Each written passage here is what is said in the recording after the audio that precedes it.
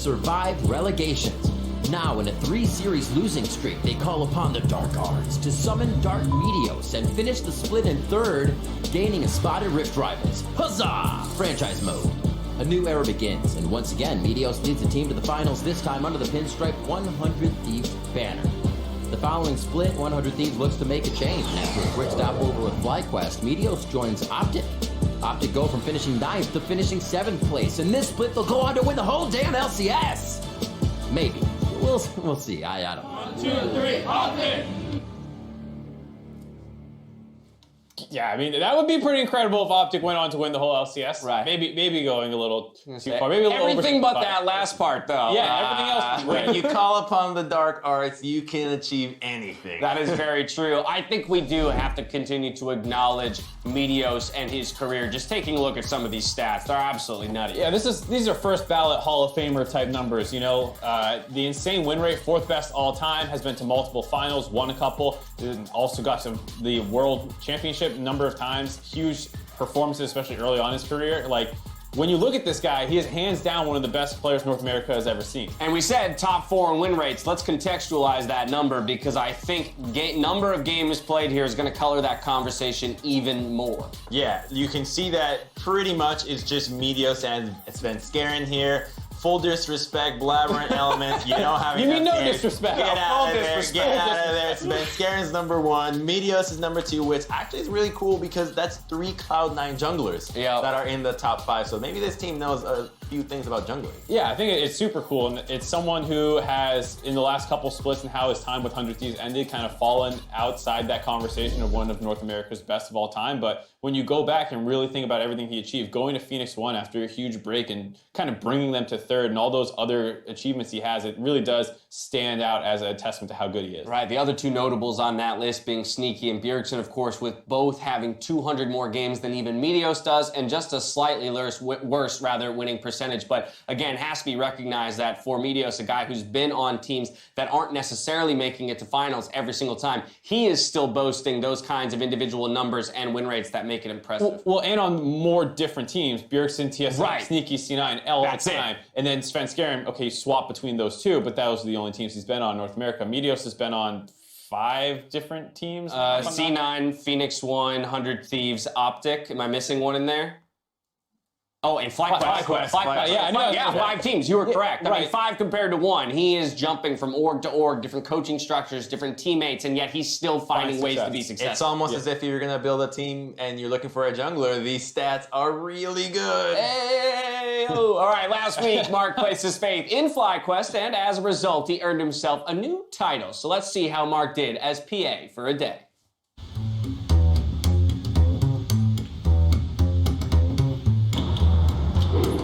All right, man, let's go. Half an hour late. Gotta go. Gotta move it. It's talent call time. What do you mean? Talent call time. We're PAs. We're actually working today. We're not playing around, talking about games. Let's go. I'm telling you, man, this might be the most important day of your life. Your life might change after this. I really doubt that. Look, if we don't do our jobs right, people get hurt, show doesn't go well, people lose a lot of money. All right, you see that light? Yeah? That light's not on, this show doesn't go out. This is the most important part of the job. This needs to be on, all right? I never see that on. It's always on. Mark, it'd be super great if I had some coffee right now. I don't know what's going on. We're starting in like 2 minutes. You get some levels? Mark. Is this good? Now time, Mark. Come on. You trying to kill me, Mark? No, it's just coffee. Mark, how long is it in the microwave for? 5 minutes. It's standard, isn't it? Joel, when do I get my own headset? What is this about getting a headset? Well, I thought you weren't really a PA until you get your own. You don't get one, dude. You earn it. Well, am I not earning it right now? You're on your way. I mean, you might not make it. All right. Okay. Take number 3. My lady. Now, this actually feels like you got the right temperature for once, Mark, which is pretty awesome. I'm not gonna lie, but problem is now I'm not thirsty because I'm already full of shitty coffee. Is he always like this? Not with me. To every new guy? Nope, it's just you. 1, 2, 3. Hello, Mark's a dum dum. for talent. Let's go. What's up, Freak? What's up, PA? Well done, Mark. To tell us more about his growth as a PA, we've got his mentor, executive production assistant, Joel, with us. Joel, glad to have you. How you doing today? Happy to be here. It's really nice back here. It is. Yeah, quite I like nice, it back right? here. But Yeah, that's because you keep it that way, not him. I know that for sure. I took the trash out. How was it surviving an entire day having to clean up after a Mark over here? It started off pretty rough, and it actually got worse and worse as the day wore on, but he's got potential. So it wasn't really a redemption story. He has potential, though. That's a good little to bit. hear. Okay. Would you hire him? I would. In fact, we're kind of short today, so Mark, I brought a little gift. Oh, and, sweet. Perfect. Thanks. Here you go. All right, Mark. Did try I that earn out. it this time? Or is this No, it's pity? just No, this is last an resort emergency, kind of last thing. resort kind of situation. Yeah. Yeah. But hey, you found yourself a headset nonetheless. That's Promote a it. step up for you, my friend. Oh, someone's actually talking back to me in there. Oh, really? What are they? They said hello. Hello. And someone puked in the bathroom. They need to go clean it up. Yeah, you should get that. Yeah, you should. Sorry. I'll cover. I'll see. Oh, yeah, please do. Please do. All right, yeah. sweet. So here we go. The three of us. Joel with his phenomenal analysis. First game of the day, we got Echo Fox Cloud9. Who are you calling for it? Fox. Fox. What's the Yep. reasoning behind that? Upset. I feel like it. Let's do it. Feeling the upset. Joel calls it right here. Joel is one of the many reasons we are proud of the work that we do here at the LCS. If you want to show your support for the league, check out the newest line of swag available at lcsmerch.com. Meet us back here after the break for more LCS Countdown.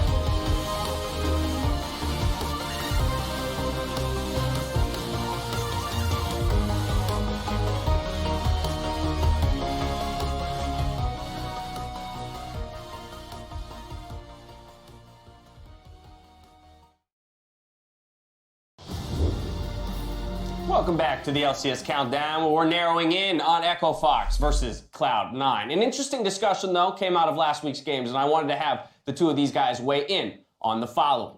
Should teams be looking to play creative, or should they find comfort in more standard picks? And before we get into the actual debate itself, these guys will each be taking one side of the argument. I think we should define creative here as it's applicable to League of Legends. And so creative can mean a lot of different things, and what we kind of hit as the middle ground was that it's about the surprise factor. That's really what creativity is giving you. It's a surprise. So it could have been something that was meta a long time ago that no one's playing anymore, and you bring it back. That is surprising and creative in the current meta. It can also just mean for a specific player. Aurelia is a common mid laner. Froggen never plays it, so like that could be an example of something that is defined as creativity for that team. And so, of course, the definition of creative will have different meaning towards different teams. But in general, these guys are going to take 1 point each, counterpoint on this topic. So, Crumbs, you're going to kick us off. Should teams be playing creative or finding comfort in standard? Well, I'm glad Mark defined it because that's the last thing we're going to agree upon in this entire segment. It's got to be you go creative. Every single team should play creative. And the reason why is because it gives you a massive advantage in the draft. I love it. Spinning graphic for every team. How is it categorized? I love it. Alphabetical? Okay. It's colored. It's color coded. You see, it's kind of it gives you rainbow. A little bit of the rainbow. Pride Month, baby. Again, creativity takes its place in the LCS, and the reason why you do it is because you keep your opponents on your toes. The more champions that keep being added into Summoner's Rift, the more opportunities you have to counterpick, to surprise somebody. And so yes, Froggen is a good example. He does not play an Irelia, but he's usually known for his Vel'Koz, his Karthus, his Anivia. And so when he plays Irelia, it is a meta pick, but the opponent did not expect it, so they were not able to prepare for it. And that's what I want to see out of every single team. Throw a curveball in the draft, make sure you get an advantage out of an unexpected pick.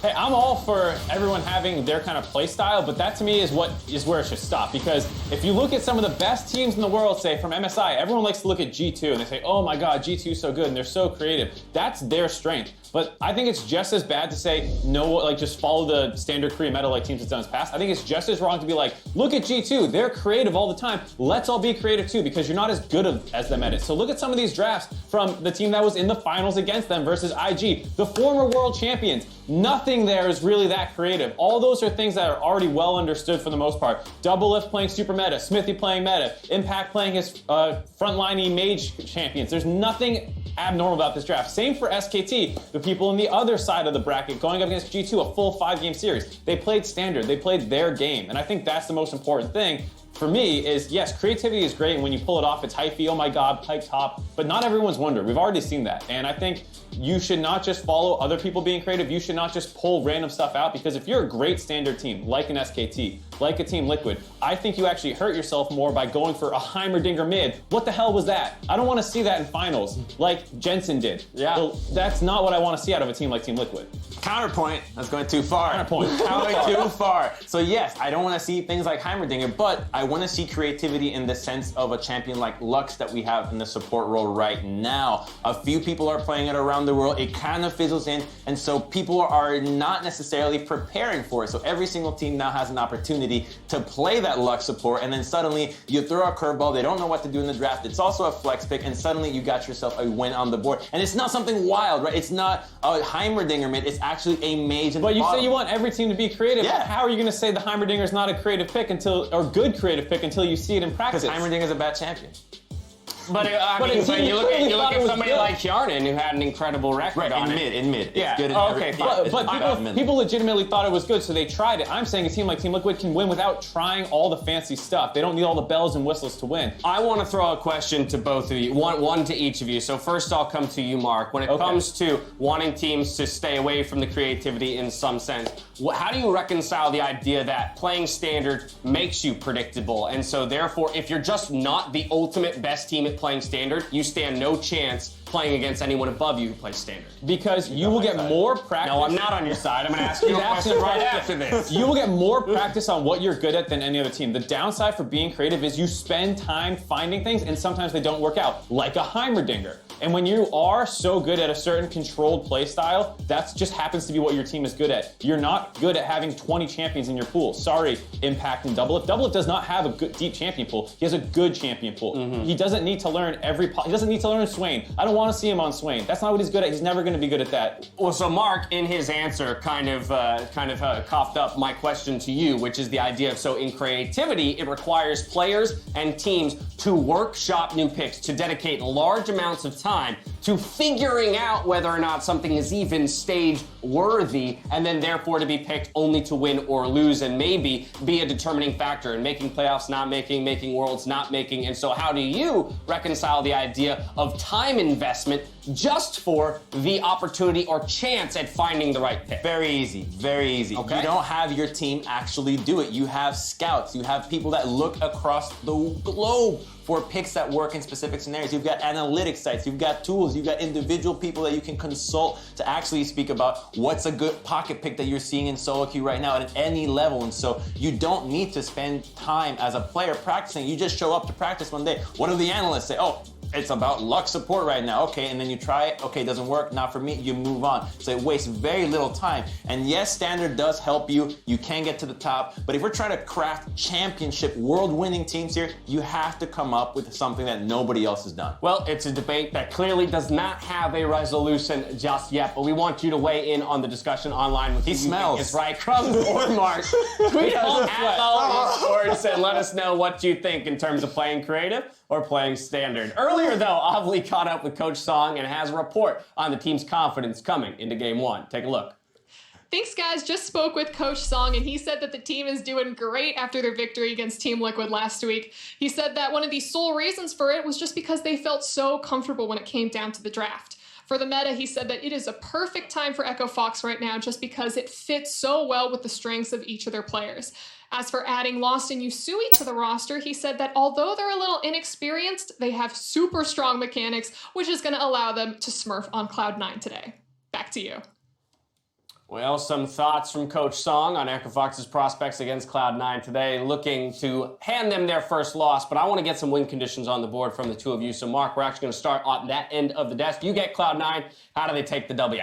Easy. First, you got focused on top lane. So you're going to draft for top. You're going to play towards the top side in-game. You're going to award for your top laner in Licorice. You're going to talk about top lane in-game. You're going to eat top, sleep top, dream top. Everything's top lane. There's a lot of top. There's a lot of top. Yusui has not been super impressive so far, though he has potential. Same thing for Lost. But until that potential turns online, there's one threat that we've seen out of Echo Fox, and it's Lost, and that happens, or excuse me, that's Solo, and that goes up against your best player in Licorice. So just use all your resources on your best player, which counters their best player. Flex your strongest muscle even harder in the top lane to hold down Echo Fox. But Crumbs, how does Echo Fox turn the tables on Cloud9? All right, so I'm glad that we got to see Flowers and Kobe's point on the Echo Fox Cloud9 matchup, and you've got the bottom lane.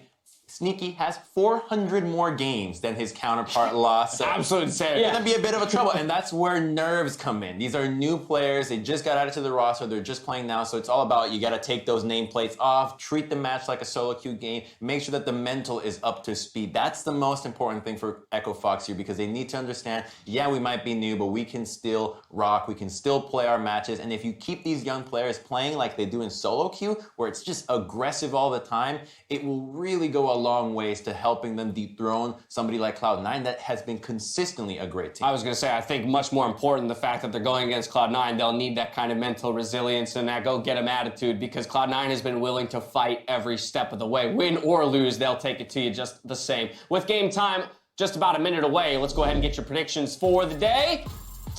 It looks like we align on Cloud9 and Team Liquid taking the first two games of the day, but an interesting one there in the third game. Mark Z, how many times are you going to throw faith behind FlyQuest or into a FlyQuest matchup? I think that's always the matchup you decide to pick different. I don't decide to pick different. Something just happens. So like when I pick them in their favorites, they lose. And then when I bet on them and against them, and every time it screws me. So if I voted TSM, I'd be taking my man Crumbs down with me, because we'd both be wrong. That's true. Because I'm always going to be wrong about FlyQuest. Savior of the desk right here. Right. I'm 7-3 right now, one loss behind StatSpot. Yeah, okay, that's my fair goal. enough. Well, that third game of the day is the only one they disagree on, so make sure you keep your eyes glued to the screen during that. But for now, it's time to get into Echo Fox Cloud9, so we're throwing it out to the Battle Arena for the call.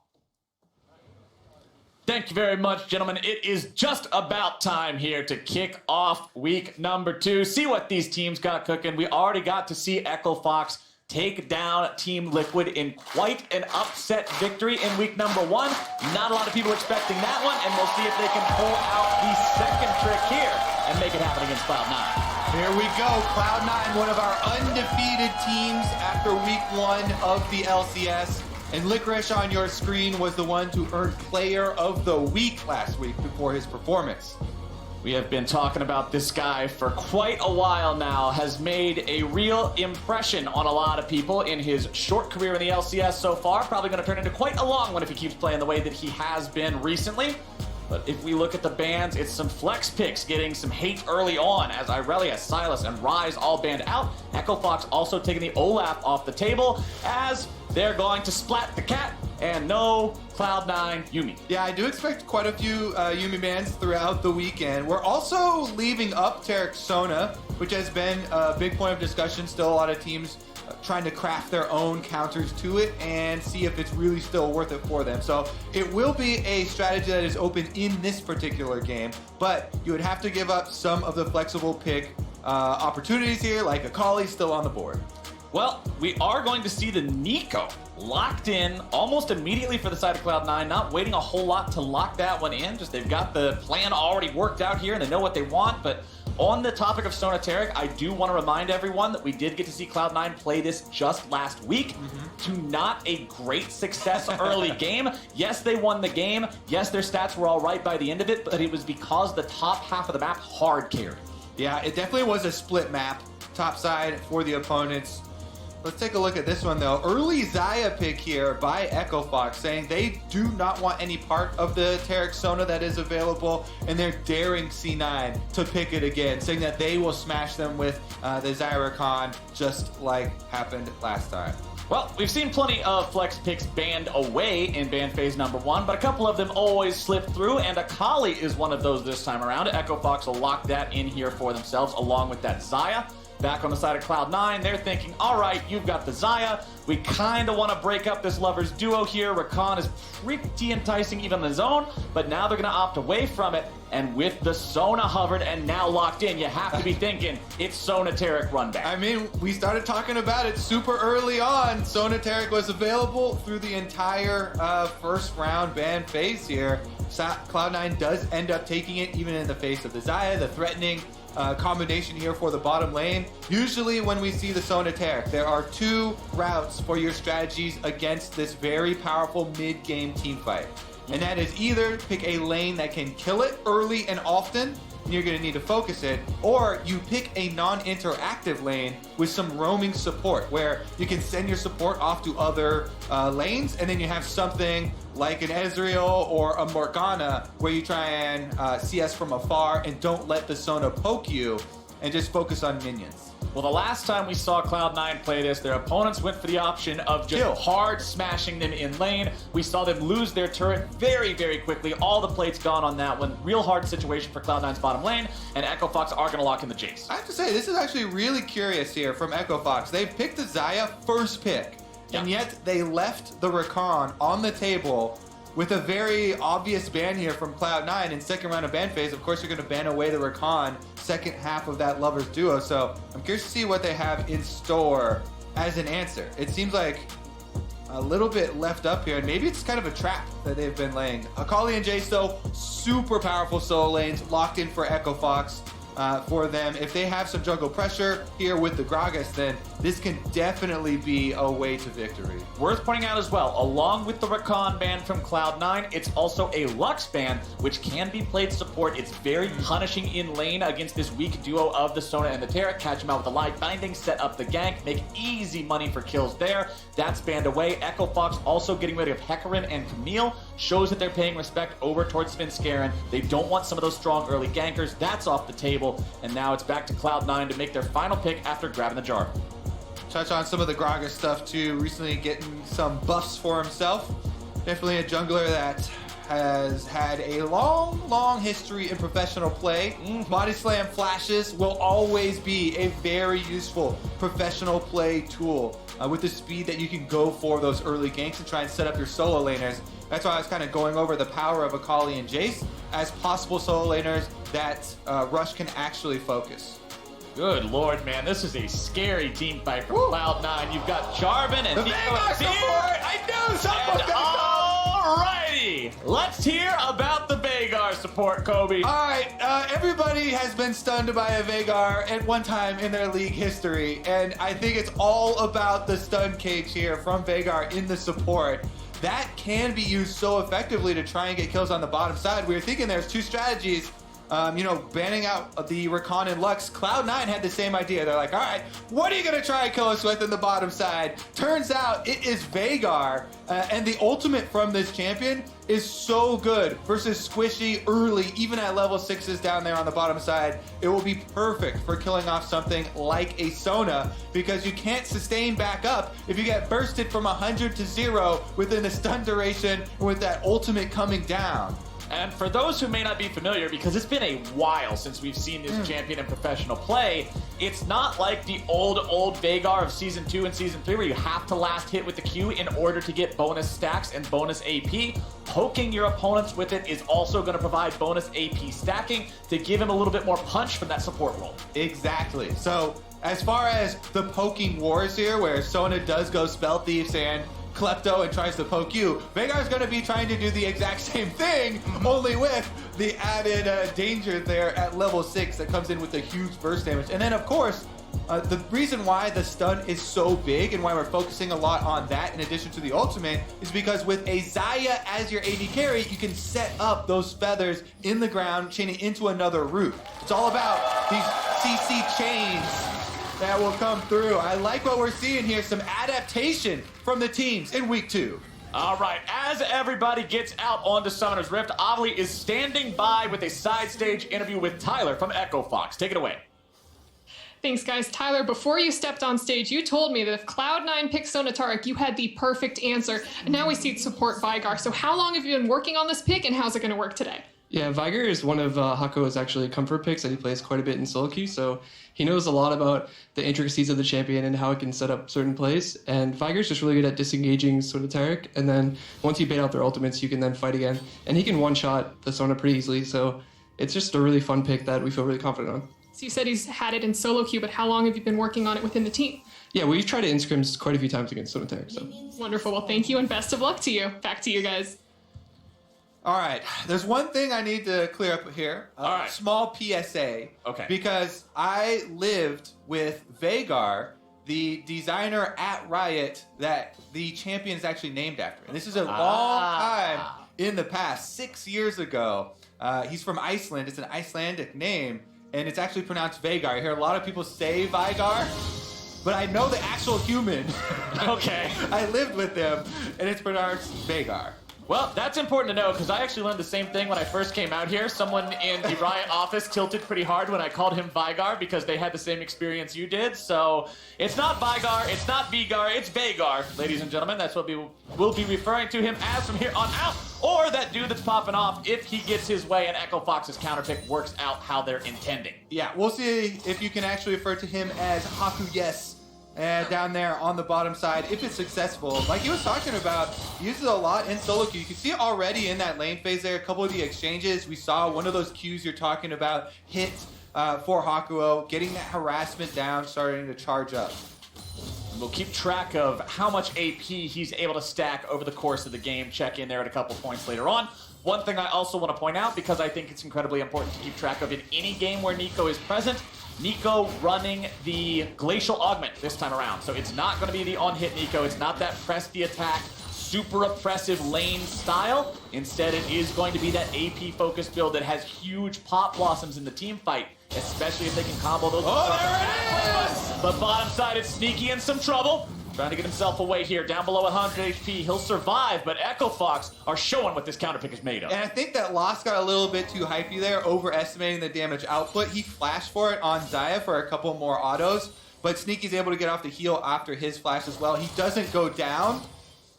Still, though, advantage over to Echo Fox because they also got the heal out, burning their own Ignite, and they've got the extra pressure here in lane, already making Sneaky go a little bit low on mana and pushing up the minion wave. Here comes Rush to support the dive. However, Sven Skarin is very close by, right behind him. Jarvan could turn this around. The counter gank is prepared if Echo Fox just gets a little bit too trigger happy. Rush making his way down here, making sure Svenskeren doesn't have an easy path onto the AD carry. And this kind of patience, I really like this from Echo Fox, Kobe. This shows me this is a team that's working at these communication issues, saying, well, what could be the consequence of this? And Echo Fox of old would have gone for the dive and been heavily punished. Yeah, and they did get the value there. They mined the turret plate, so you get guaranteed money there. On the side of C9, also good communication, calling down Svenskeren for the defense. So no deaths quite yet. Still looking up for the first blood in this game. Bottom side, though, definitely going to remain a hot spot on the map with this possible kill pressure. Veigar, by the way, another change, since I like how you went over one of the earlier ones about his AP stacking. Well, never mind. Oh, we're going to get the chance. It's Sneaky in some trouble, taking very low. Svenskeren making his way into the fight. Long. And that means first blood goes over to Cloud9. Svenskeren with the repeat on bottom side, and Zazel flashes for the hammer auto, able to find that kill. That is a punishment over that play we talked about earlier where Lost got a little bit too hypey, flashing forward for the perceived kill that he could get onto Sneaky. Now he doesn't have a flash. You can see they're pushed up in the lane. Svenskeren was recalling, but look, they actually make the call for him to come for a lane gank with their minions pushing. They know that Echo Fox lane will be aggressive. And he gets very close. Sneaky almost dies for it, but since they have these flash advantages here, they know Zazel and Svenskeren can both flash for this kill onto the Xayah. I just think that was really well thought out by the C9 side. Probably one of the bottom lane players calling for it since Svenskeren was recalling, so definitely credit to Sneaky and Zazel, whichever one of them was coming up with that plan. Take a gander at the top of your screen there too. Sonateric 5-0 with a 9.3 KDA all time in LCS play. Pretty impressive stats for the duo. Even if they start off having a rough laning phase, if you put some effort into it, nurture that bottom lane a little bit, give it a little bit of tender loving care, it gets rolling and turns into that team fight monster. Chicken fight! Rush now fighting Svenskeren over those chickens. Get the hell out of my jungle, he says. As Svenskeren says, nope, I'll be taking that chicken with me. But now could he be in some trouble? Yusui coming in, trying to use that Akali ultimate to make the plays happen. Niski trying to shovel them away, but it's going to be a kill over to the side of Echo Fox. The chicken was not worth it. Yeah, I feel like 90% of the time, chicken fights are won by the mid laners rather than the junglers. And once again, this is the case. Level 6 mid laners are the scariest things for early jungling here. And even though Svenskeren does get the smite, he wins the battle over the chickens. He gets to that level 5. It's Echo Fox that get the last laugh as Yasui on the Akali, immediately converting here. Another one of the new members for Echo Fox got some gold, but the dragon very close. Echo Fox is laughing all the way to the bank right now, taking out that Ocean Drake. Rush trying to get himself out. Rest of the team playing Secret Service duty, protect the president, get the fat man out of there. As Rush manages to stay alive, no skill shots connecting. And that means Echo Fox gets the objective for free. Yeah, and a lot of teleports committed there. Cloud9 used both Niski and Licorice teleports for this dragon fight, but unable to catch Echo Fox. So now there's an easy reset for Echo Fox. Yasui on the Akali gets to use his to get back to lane after spending that money from the kill onto Svenskeren. All right, so taking a look at how everything's measuring up. Yasui got himself that kill in the mid lane. Very important for him, getting rolling on the Akali. But Niski still has the advantage in terms of farm in there. Top side, Solo versus Licorice. This is a matchup that normally, before last week, most people would say, oh yeah, Licorice should dominate here in this top lane. He's the guy who's always popping off in the LCS, but Solo was the one who last week, man, he was the one who kept this team afloat against Team Liquid. It was basically the story of the win versus Team Liquid was Solo on the top side with that gangplank, carrying super, super hard and opening up a lot of opportunities for this team that would not have been there. He did 47 or 40? Yeah, 47.5% of the team's damage. Almost 50% of the entire team's damage for that game with the gangplank. Here he is on Jace, so yes, Jace is going to have early advantage here, very strong lane phase, and as you mentioned, the Nico is going with the Glacial Augment Nico, not the press the attack Nico, but definitely, once again, a good performance by him, and he's got the early lethality. Bottom side, Predator. Ooh.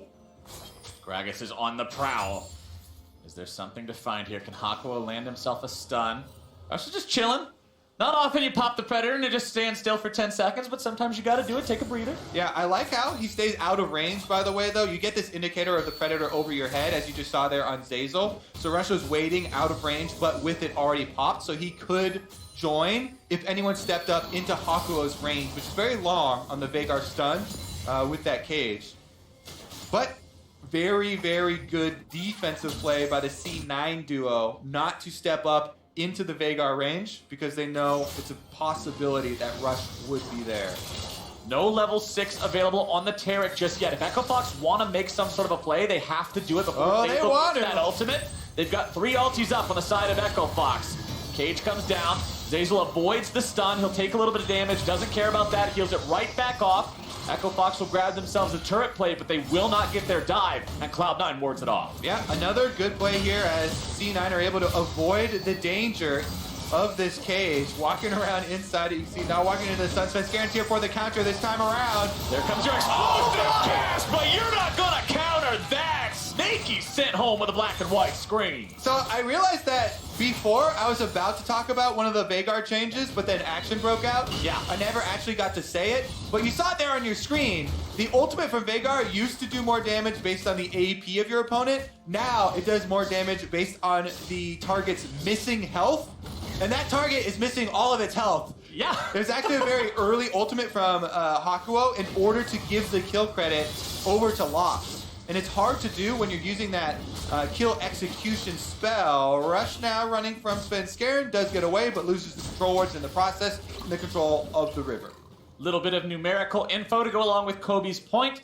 The Veigar ultimate does maximum damage at 1/3 HP, and you can see here how Echo Fox coordinates. All right, here's another look at it. Rush here, very, very good Gragas ultimate. Knocks Sneaky right into the bottom lane duo. And you can see Solo, as the top side's going quite well, farming away on Jace, is very happy with the bottom side combination. This is something that we talked about in Champ Select that the entire comp is set up to do. It's the Gragas trying to help out the Veigar Xayah lane. They pick their counter to this lane. They finally do get their kill, even after giving up the kill where Lost went down due to the Svenskeren and Zeyzal flashes. And that's what Echo Fox wants to see more of as this game goes on. That squishy Sona, blow her up. Same with the Nico, same with the Azir. Niski finding a little bit of damage there in the mid lane. Worth pointing out too on Niski, no lethal tempo, has the electrocute instead. Also not going for anything like a Nashor's Tooth of the olden days. Stun for something else instead. As you're gonna see Zeyzal get himself stunned up. He'll be just fine though. You gotta catch Sneaky, that's the target. Zeyzal's too hard to burst. And did you see that? Really good vision toggle here once again by the Observer. And now Lost is in some trouble. You have to flash out of the way of the Cataclysm. Zeyzal looking to follow up, not able to find it. Hakuo trying to find some sort of a counterattack here with the cage. Rush is still there as well, but they're not going to try to re-engage on this one. They know their 80 carry's already hurt and still has a few seconds left before the ultimate becomes available. Echo Fox throwing up yet another stun, preventing any sort of an engage. Remember, if Svenskeren tries to EQ over the wall, he's going to get stunned on top of it. And top side, just a little bit of a skirmish back and forth. Echo Fox maybe not done down here yet. We'll see if they want to continue this 3v3. Yeah, I think both junglers playing pretty well around this bottom side. Both of them know that this is going to continue to be the story of the game, which meanwhile means that the top side, Solo on the Jace, can continue to push in, knowing that the junglers are permanently camping bottom. And because it is AP team fight style, Nico does a lot more as the game goes on, but the early laning phase isn't just constantly slapping people with those enchanted auto attacks. Jace is going to get the better of her early on in this matchup. Serrated Dirk in inventory, working towards those lethality items means anything that connects onto Licorice will do massive chunks to the health bar. That's part of the reason you saw the reaction from Solo being so happy about the bottom lane success. If his bottom lane is successful, then that will continue to draw more attention there and allow him to do chase stuff on the top side, poking away with his lethality. Dragon number 2 is drawn out here by Echo Fox. The C9 want to counter. Echo Fox showing no mercy on these neutral objectives. Yusui looking to find himself a kill on the Zeyzal. Going to be kept alive, though, by his ultimate. Yusui coming back over, but he's going to be stunned up, taken very low, taken down. Licorice grabbing the kill. Rush now in some trouble, trying to escape, but the rest of Cloud9 is there, and Niski runs him through. It's 2 for Cloud9. Whoa, big mistake there from Yusui, or Yusui trying to get the execution on a Tarek ultimate target. He goes right into all of Cloud9, gets taken down. C9 now happy to take up the dragon as their reward for the victory in the team fight. But Echo Fox doesn't appear to be done just yet. Niski stays alive inside the cage. Lost goes into the ultimate, but he's still stuck inside the rocks, and he's taken down. Sneaky grabs the fourth one for C9. And C9 starting to take over here in the mid game. Echo Fox might lose another. Solo loses some HP, but Licorice doesn't want to go any further forward. Zazel's right behind it, but that's all they got. Not really enough damage to push this any further. Cloud9 decides, hey, everything here's been a win. They got the kills, they got the Drake. Let's go home and reset. All right, yeah, resets for both sides here. Echo Fox gonna try and lick their wounds after this dragon fight. Let's take another look. Yusui and the rest of Echo Fox get Zazel very low. Then they wait out the Tarek ultimate dropping. And with that ward, Yusui goes in to try and execute too early. The invulnerability is still on. He had a ward there, and Sneaky lands the Sona ultimate as the Akali ultimate is coming through. In the dash, he gets the stun off. So nice aim there this time by Sneaky, able to stop that one. And since Lost and Hakuo tried to get a sneaky kill onto Niski from the brush, they get punished. They did not get the kill, did not get the stun for themselves. Fenskaren gets the dunk, and C9 are pulling ahead. Cloud9 is now at the point where we're 15 minutes into the game. Laning phase not officially over yet, as no first turret has fallen, but Tarek and Sona are past that point where they can be really abused early on in the game. And it still is fairly early into the game. The gold is still fairly close. The dragons are now split. And Svenskaren coming up to the top side here with C9 actually forces Echo Fox to stop this Rift Herald that they've pulled out. Cloud9 rotating back towards that Rift Herald pit. Shelly not going to be taken just yet, but her little cousin will there. Scuttle Crab secured by the side of C9. Sweeping out the vision there in the pit as well as Rush will go ahead and aggro Shelly, but a lot of damage down onto Svenskaren there with the assistance of the bottom laners from Echo Fox. With Shelly already aggro, Cloud9 saying, hey man, what the hell? We might as well just put a little bit more into it. Maybe they can make this happen. Not going to opt into that. They know that Licorice is bottom. He has no teleport. That wouldn't be a fight they could take if Solo was somehow able to close that distance. Now Hakuo and Lost right back into the top lane, trying to farm up that wave that has been shoved into the tier 1 turret, and that means Cloud9 have priority over the river once more. Yep, starting up the Rift Herald once again. Echo Fox looking around though. They still have ultimates available. Gragas as well as the Veigar can fire away here. A lot of wards seeing them on the approach though. Rush and Yusui making their way over. Yusui a little bit off on the timing in the previous team fight, but still very deadly here on this Akali. Has the Gunblade completed. Very important power spike for this champion. Svenskaren going over the wall. And now it's a 1v1 here in the bottom side of the jungle. Licorice nearly taken down. Solo looking to finish him off, but over the wall comes the backup. Yusui puts him in the ground. With all the action over the Rift Herald, it's just a distraction for the Echo Fox solo laners. Akali using that mobility to pick up the extra kill as Solo started out the 1v1, getting a big chunk onto Licorice, and it is Echo Fox that strike back. Echo Fox not willing to let Cloud9 build advantages up against them. And speaking of advantages, sir, Solo continues to be one for the side of Echo Fox. Here's another look at how he did it. Ghostblade active. He's able to find the gap closer here. And then all the burst damage is done. Yusui hops over the wall there. Clean kill for Akali. That is 2 for himself now. Player gold over the course of the entire game. You can see that the Jace is pretty comfortably in the lead there. Second highest would then be his own mid laner, followed by that of Cloud9 in Niski's Azir. Remember, I mentioned in Champion Select that Cloud9's team fighting is going to be pretty bonkers once we get later into the game, but we're still at a point where they've got to scale up to that point, and they've also got to find some way to deal with this Jace, who's comfortable in the side lanes. Yeah, Solo been doing quite well for himself. We saw with the extra speed you can get from Ghostblade Active 2, it's very dangerous for anyone from C9 to try and answer that side lane. C9 much more strength in numbers, trying to play off the synergies of their ultimates, rather than Echo Fox, very strong in these split map situations. So Echo Fox want to keep splitting. Bottom side you can see on the mini-map though, Svenskaren's going to gank him at the moment. 2v1 situation, how will Solo play it?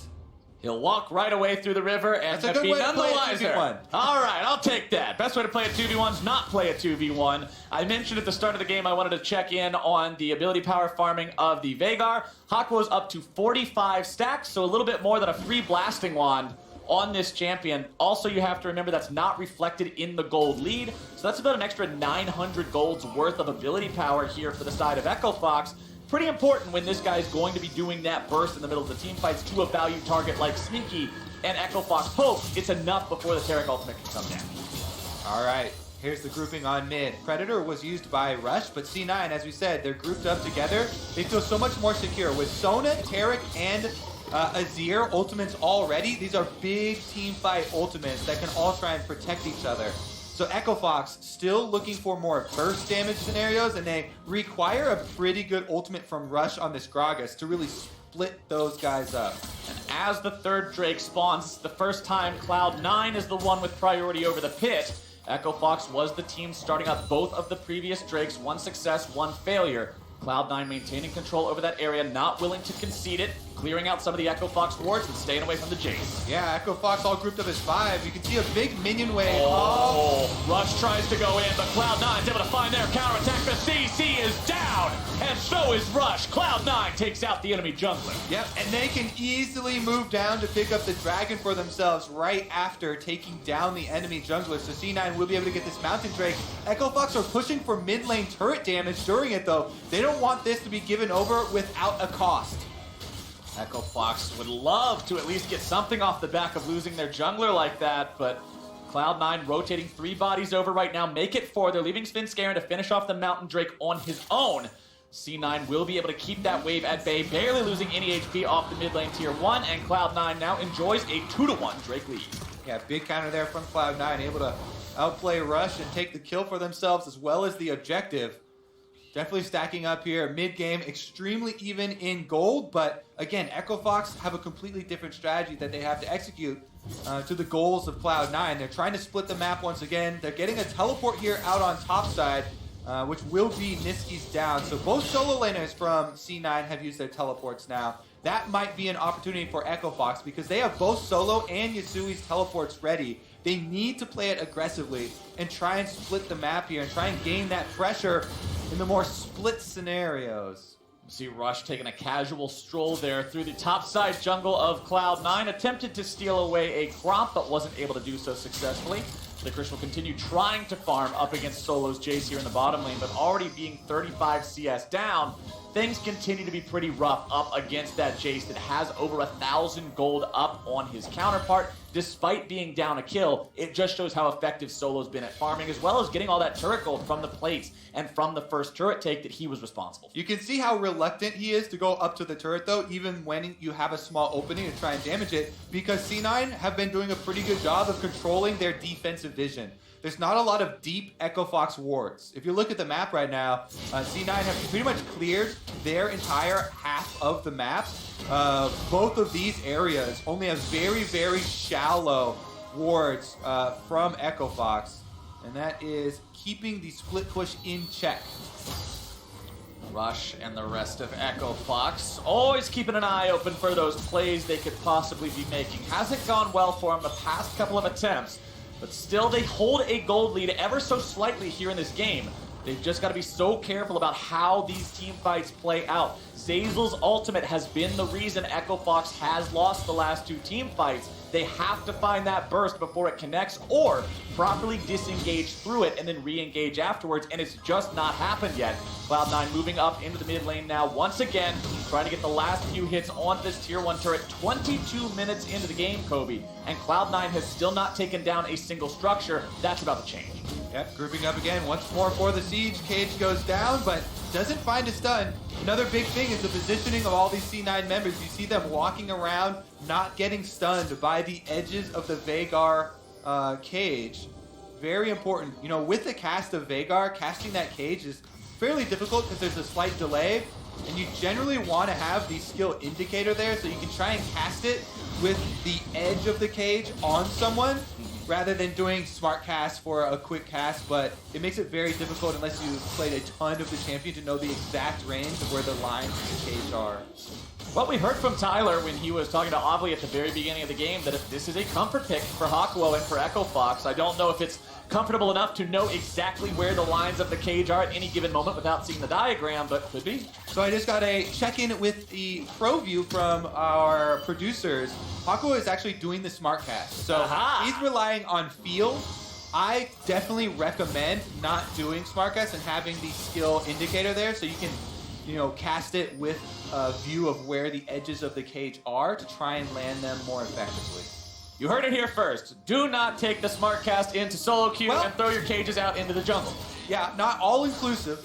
Once you get enough time on it and you know the exact range, it can be useful to do it quicker. However, the accuracy that you get is definitely worth it. However, when you're a player saying, dang, that looks cool, I've never played that before, probably not the best idea to do it without the indicator. Cloud9, they've got themselves a 1,000 gold deficit still compared to their Echo Fox counterparts, but they don't seem too worried. We're scaling further and further into the game. If you're looking at items coming online, Seraph's Embrace, fully evolved for Sneaky. He's got the extra shield to prevent the burst happening before Zazel's ultimate finds him. You've also got the Leandri's Torment done for the mid laner of Cloud9. Solo with a nice disengage there. Had to pop the flash or he was surely dead. Licorice showing that even though he's been behind this entire time, he's still very scary if given a window. Yeah, skill shots can definitely turn it around. Very big root there from Licorice. Sets himself up, goes in for the big burst damage. Is AP as he said, so he's able to get a big amount of threat down. But now he might feel overconfident. Rush heads down there. They don't quite have control. Again, the wards here for Cloud9. So much safety around mid lane. You can see with all of those control wards on the map. Meanwhile, very few of the deeper ones for Echo Fox, and it's creating this scenario where they can't push these side lanes up. If C9 have priority in both mid and bottom side, and it's just this top side here that is pushing in the advantage for Echo Fox. So that means they give up control over the dragon. You're able to use your bottom and mid pushing waves to be able to get an Ocean Drake on their side as well. And that kind of evens up the regeneration in this game. And it just seems like Echo Fox has been on the back foot for a while, ever since that lost fight at the Drake. Although they've been responding, although they've been treading water, there hasn't been a lot that they're in control of as Cloud9 grabs themselves yet another objective. All right, Ghost goes out. Not going to be able to catch Solo. Scared, it does catch him. There is no flash available for the J. Solo had to use it last time around, and the Pop Blossom's gonna pop his health. That's a shutdown over for Cloud9. Again, the vision here for the split push isn't there for the side of Echo Fox. All of this area completely dark for them, so it allowed Svenskeren to get in there. Even though he saw the ghost coming, no respect for it. Svenskeren jumps over the wall to get the kill. C9 pushing now, and they're in! Cast coming out from Rush, but it only knocks Zazel forwards. That's kind of like a mini meatball. Yeah, he's not a pure tank, but he's still damn hard to kill. And that means Echo Fox can't find anything off that engage potential. Now you've got your Cask down, your Xayah ultimate down, and your Jace still down for another 10 seconds. And Cloud9 are really pushing that lead. Yeah, they are. The only thing here going for Echo Fox was the split push of Kali on the top side, but it doesn't even get a turret, and C9 are taking them down mid. Cloud9 will push up that wave into the mid lane tier 3, get themselves back. They recognize that Solo's just about back up. Yusui can get himself back and rejoin the team if given enough time and opportunity. Cloud9 do not want to overstay their welcome and invite an Echo Fox punish. They'll get back and reset. Yusui coming around from the side here, seeing if there's something he can find. Scryer's Bloom is going to see him, and this could be a real bad spot to find yourself. Has to use the perfect execution to get himself away. The 2 dashes should do just enough. Doesn't have to blow the flash here. All right. C9 you can see chasing Echo Fox all the way to the bottom half of the map once again. But again, Echo Fox, they have a hard time really getting a secure split push off with safety here. And teleports start to go back out. Minion waves have been kept in check. C9 haven't lost a turret in a very long time here, and that is a bad sign for this Echo Fox splitting strategy here. You can see Solo, he does push up the wave, but he's unable to get tower damage, just has to take Krugs instead as the rest of the team goes for a reset. Kind of feels like you're hitting a wall here if you're Echo Fox. Licorice having enough wave clear ability with the AP Nico. You can see there just throw the E and the Q into the wave, clears it out pretty effectively. And that means that Solo's progress will come to a snail's pace unless Echo Fox can somehow manage to get themselves a Baron, but that's much easier said than done, considering Baron will involve a team fight unless there's a way for them to find some sort of a pick beforehand. Yusui with no ultimate means it's very hard for him to get away from a situation like this. Niski looking to follow this up, make sure some kind of a fight happens, at least get themselves a flash here in the top side. Yusui somehow getting away from it. No flash expended. Well played. Oh, cage goes down. Zeyzal in the middle of the cage, but still not worried. I like the patience, the trigger discipline, knowing there's no need to press the R yet. Do not let them bait this out. Yeah, we're starting to see the effects of the sustain from Sona Tarek through the mid game here. They get harassed out a little bit, instantly healed back up. Sona and Tarek with all these heals and shields, keeping whoever even gets caught by the cage still healthy, still safe. So unless you actually burst down one of the squishies, you catch the Azir or the Sona, it's going to be very difficult to find that kill. Everyone heading down bottom side looking for Solo, but he's found his own little pocket of Fog of War there to find some safety in. He'll survive, and drawing all that attention towards the bottom side means Echo Fox has priority of the Baron pit. They're going to set up a trap and wait for Cloud9 to check it. Cloud9 walking over the control ward. Echo Fox has found their opportunity. Zeyzal now taking a little bit of damage. Echo Fox trying to disengage. They don't want anything else to do with this. Cloud9 going forward. Cataclysm in the Pop Blossom. And Echo Fox is annihilated. Niski grabs a kill on the support, a double on the mid laner, and with 3 dead on Echo Fox, it's a Cloud9 Baron. Yep, Cloud9 can be able to burn this one down. There's a ward in the pit for Echo Fox, so the only hope is a steal from a shock blast. Solo would have to be one hell of a hero to make this one happen. It's secured by Svenskeren. Solo's taken low, Lost taken low. Licorice still looking to find some sort of a pickup here. Nothing left to find, but Cloud9 will happily take a big team fight win plus a Baron. And this time on display is the speed from Sona. With that speed aura, it allowed C9 and Svenskeren to chase down Echo Fox after their attempt at the ruse around Baron. They started up there looking for the cage, trying to burst down a squishy member. They're unable to find that burst. Yeah. Once that fails, they just get chased down the river. Let's take another look. So, the 2 tanky members of Zeyzal and Svenskeren do get stunned up, but Echo Fox don't have anything left, and that allows the extra flashes here to come through. Licorice goes in with the teleport on everyone, basically. Gets the ultimate down, flashed in there from Svenskeren, able to get the Cataclysm. It was just a full chase. Let's take a look at Licorice's POV here as he goes in with the pro view, flashes, gets the roots down. Svenskeren had to flash over the Baron wall, you can see there as well, and they absolutely just chunk Echo Fox. With the Baron buff, that makes it very easy for Sona Tarek lane just to walk right through the inhibitor turret. Echo Fox's solo laners both did 0 damage over the course of that engagement. Cloud9 owning that fight from start to finish, as now they're owning the Echo Fox base. Mid lane inhibitor already down. Bottom lane now the target. Licorice moving forward, utilizing the Hex Tech GLP, that super soaker to grab some extra slows and some damage. Svenskeren will be holding the aggro from Solo here for a moment. Now going in the middle of everyone. Cataclysm going to be locking people down. Zeyzal's not able to stay alive. Finally, they pop the Tarek before the ulti can save it. All right, Echo Fox, they got a little bit of life here, but they've lost 2 inhibitor turrets during the time they got their single kill on the support. Can they make anything else happen? It seems so difficult. C9 sticking around though. Cloud9 still not afraid just yet. Sneaky, a little bit hurt, but considering he's got the heals on the Sona, he'll be back up to full health in no time. Nexus turret number 1 already down. Cloud9, 4 versus 5, pushing to end the game. Niski, a couple more auto attacks onto that remaining Nexus turret will finish it off. Solo's on the flank, trying to make sure he maintains some pressure, trying to scare Cloud9 away. Echo Fox still on the back foot in a 5v4. Zeyzal is alive, but has no way to rejoin the fight right now. There's no teleport, he has no summoner spellbook or anything like that. Echo Fox still trying to defend, still trying to rally around this last standing Nexus turret. Yusui into the back line, trying to grab some damage onto Licorice. Pop Blossom not going to find the mark onto the instant later. Solo eating a lot of damage there, but Sneaky's going to be bursted down. Cloud9 has bit off more than they can chew, and Echo Fox will mop them up. Rush looks for the last man standing. Niski tries to hobble away. He has a little bit of mana left. He'll try to lay down some damage, but more burst is coming down. And shutdown credit goes off over the lawn. Echo Fox are able to find the rest of their kills they started with Zazel. 4 more for themselves. They really needed that gold. Let's take another look at how the defense started out. Yusui goes in onto Licorice, and he makes a really good dodge there on the ultimate. Sneaky kind of baits himself there as he finds a good ulti himself, but nobody around for any backup damage.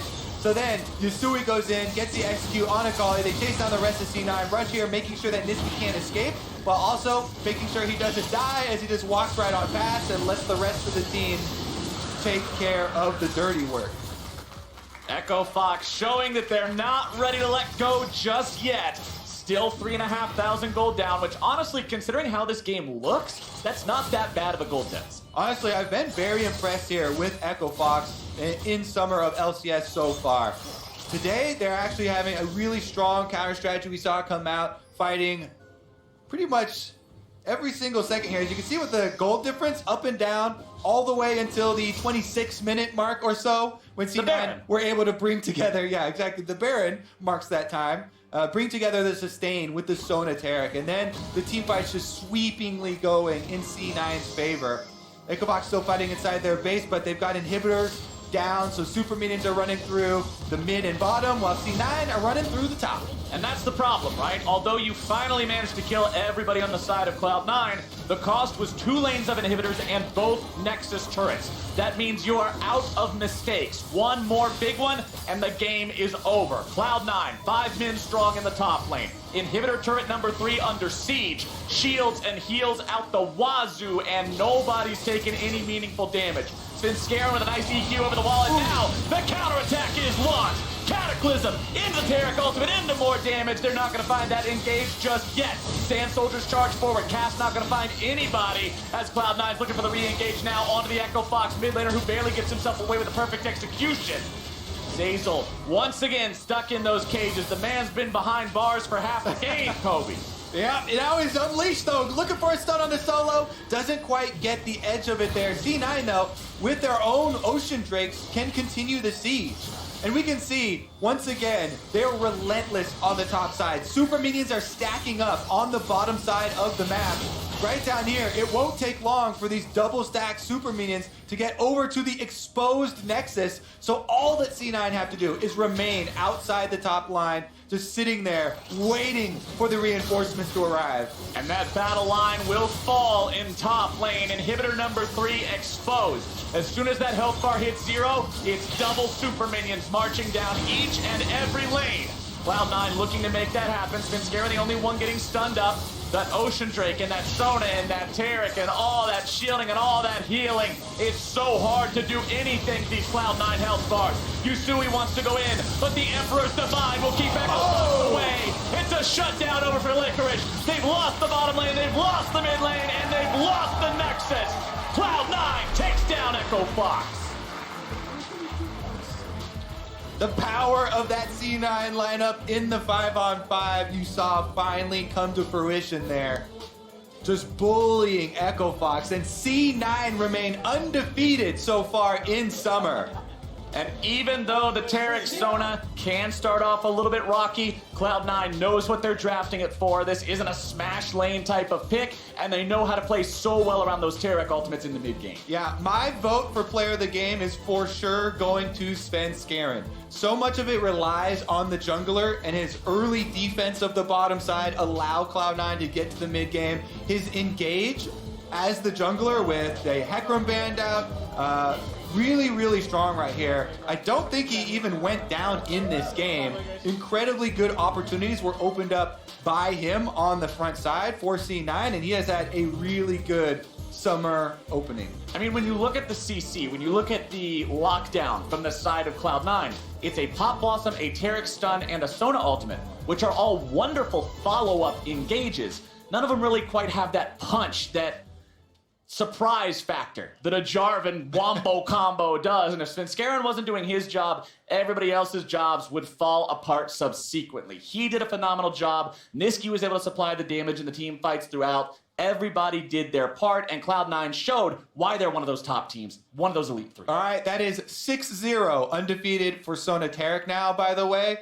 A lot of teams keep trying to craft their counters. None of them have been successful on stage yet. Level 1 crafting. Level it up if you want to take down the Sonateric. But for more on how Cloud9 pulled out that victory, let's send it over to the State Farm Analyst Desk. Thank you very much, gentlemen. Cloud9 will be the first team to move to 3-0 with that victory over Echo Fox. Top of the day, though, the discussion was all around creativity. Should teams be utilizing more of it, less of it in their approach to the game, and how they pick to strategically attack things? Let's take a look at this graph, because we did have a couple creative things pop out. Yeah, the Veigar was the last pick out of Echo Fox. That's really the elephant in the room that we have to address here. But against Sonateric, I'm not feeling it too much, because you want to either bully the lane, but Veigar is not that champion, and are you trying to cage them later, which puts you in a very dangerous position, because you always have to keep in mind the counter-engage range of Sonateric. And so we've seen an approach work when, if you're trying to harass an all-in, Varus Blitzcrank worked really well over in Europe, and if you're trying to poke, Varus with Vel'Koz was also a really solid answer. So I think that it was really good for Cloud9 to have locked in the Sona and the Taric very early on, after the Xayah was already picked, that forced Echo Fox in a bit of a tough situation when you already have a Xayah. Well, I think the other thing too is, like, I don't want to just say like this was a draft problem, because I think a lot of what they did was really smart. You have 3 losing lanes on C9 side, so I think that they kind of put themselves in a dangerous position. Plus, it's all AP. There's no physical. I will challenge that though. I think Azir does not lose to You get out roamed. You have a hard time matching pressure. Just push all the time. Right, but if you watch how Azir is played internationally and locally, Azir is never in the side lanes when someone else gets there first. When they want to get there, Azir is really, really slow and hard to run with. And when you're designing your comp to crap on a bot lane, Azir does nothing to help that, almost ever. So I think this comp was set up for Echo Fox to work correctly if they played it correctly. Because you have a lot of burst damage with assassination potential with the Veigar and the Akali, and then you have a split pusher and the Jace who's going to get ahead. So you're naturally going to win both side lanes, and you have a mid laner that does a better job roaming, and a decent early game jungler. I can see how this comp is supposed to work together. There is some degree of potential for the Echo Fox composition up against Cloud9's composition, as you mentioned, with those losing lanes. Echo Fox was the team to supply the pressure in the early game, but Kobe called it out. Svenskeren, the man in the jungle for Cloud9, playing defense all early game long to help weather the storm. I completely agree. Svenskeren was great, and this is why I don't like the Gragas pick here, because you could have just easily taken a Rek'Sai that would have given you the opportunity to bully out the Jarvan every single time. A champion like Gragas cannot skirmish the Jarvan. You're bullied around, and so he has to look for these plays just over and over, hoping that the Jarvan isn't there, because he can't outpush the other jungler. That's why we see junglers like Olaf become even more prevalent, because they can 1v1 you when you don't expect it, and this is not the game for me to have a Gragas that I want to bet on. But I see the idea, right? Use ultimate, spread him out, kind of disjoint the Sona and the Taric. But if that's how far ahead you're thinking about tackling Sona Taric, you got the wrong idea. Yeah, I think like it makes a lot of sense, but they were getting out pressured by Svenskeren, who was doing a better job finding those windows. And then when there was that one Drake fight, I'm not sure if we had the replay. That one. But they just killed themselves multiple times. And as soon as you give up gold like that to a Sona Taric comp, you're doomed. And so I thought, with that Drake fight kind of being the capper of where I felt Echo Fox had a good chance in this game. We're not going to take a look at that one, but I think the point remains that, while Cloud9 chose those losing lanes, that means something. It means that if the game gets to a certain point, Cloud9 is now in the position that they wanted to be, the place they were trying to get the entire game long. And that comes right here around the Baron. A nice 3, maybe 4 for 0 for Cloud9 plus the Baron to cap things off. Listen, I'm no expert. Never mind, I am. That's a terrible move by Fox. How are you going to bait Baron? No one's going to believe you that you're doing Baron with a Veigar Gragas composition. You're just sitting there, and then the Kali yeah, we're going to do Baron. Of course you're not. So C9 easily just pulls the trigger and blows him up. Yeah, and we were talking about, maybe it's too much magic damage, whatever. Well, if you get a great Wombo combo like that, it doesn't really matter. Like you saw in the team fight graph, they had 0 damage from either Soul Lane or in that fight. So C9's team comp absolutely outscales eventually, despite the single damage profile type that they have, and Yeah, that goal graph right there, the fact that it went 1.2K maximum in their favor is a death sentence for any comp against Sonatera. Right, and so while you can acknowledge or even state that Cloud9 did take a risk in their champion select by not taking that much early game power, they had the confidence that they could extend the game to a certain point here against Echo Fox and ultimately take the victory. The other thing I want to touch on here is one of our players to watch, and that is Solo up there in the top lane for Echo Fox. While Mark, we had teased win conditions for Cloud9, maybe around the top lane. Given champion select, we saw all of that, all of that focus forced down onto the bot lane, but I still want to kind of analyze and acknowledge Solo's performance in the top lane on that Jace. He built like a 20-30 CS lead without junglers really ever going top. It's Jace versus Nico. Jace is pretty much... Stole that turret, built a shutdown. Jace is going to win almost every single top lane matchup without jungler assistance. There's no jungler assistance. He won the matchup, so he performed his part of the job of what this team comp is supposed to do admirably. The problem was the bot side of the map really fell apart. So when you're dying all the time bot lane where you're supposed to be slamming a Stoneteric and your jungler spends 30% of his time down there and you don't get anything for it, that's a big problem. I would have liked to see Rush go top. Ignore those numbers in the back of the screen. Help out. He did a little bit more than 1 CS and 1K gold and 0 gold in the Are you sure? game. I don't know. Well, as you mentioned, the cameras were panned to the bot lane for quite a large portion of that knows game. what's on? But I think this ties back into the idea that Solo generally performs individually, and yet the wins do not come for the teams in the squad that he's on. And so I'm still finding this disconnect between the ability that we see in this player, the potential that we see in this player, and the realization of it. And, maybe that is just a result of, again, teams and organizations struggling to find the way to win around him. Is he the kind of player that you leave on an island and let do work? Does he need the resources? I think you put the resources regardless of if he's the right player or not. If you have somebody that's getting ahead, that's giving you a pressure point in the map, you gotta go burst that door wide open. You go in there, you help him out, crack that tower, roam the mid lane, crack that tower, and keep affecting the map, but that doesn't happen. Mark, I think one thing we also have to recognize here is, especially with this iteration of the Echo Fox roster, Solo is one of the more experienced laners on the team. You have Yusui and Lost. These are relative newcomers, much less experienced, and so again, putting them in a position to win necessarily is a lot riskier than, say, putting your weight behind Solo. Right, I mean, he's by far their most consistent win condition in the team, and to Crumbs' point, we're talking about creativity. It doesn't just stop in the draft. They're expecting you to go bot lane, Sven's hard camping bot lane, go top and blow it up, because that's where the last place Sven's going to be. Well, the chips fell as they may, with Cloud9 taking the victory and moving to 3. And up next, we have Team Liquid versus 100 Thieves. If you want to see how someday an Impact match up from their perspective, make sure you're signed up for ProView at watch.lolesports.com. Catch them dodging every gank or timing the perfect TP with all the stats you need to see what makes them great. They load onto the Rift after this.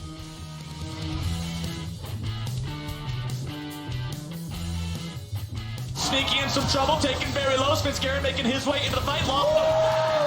Spence-Garrett's here for the counter this time around. There comes your gas, but you're not gonna counter that. Jace there first. I'm on the way. Grenisky? Just kind of flash. Yeah, commit. How about Yana?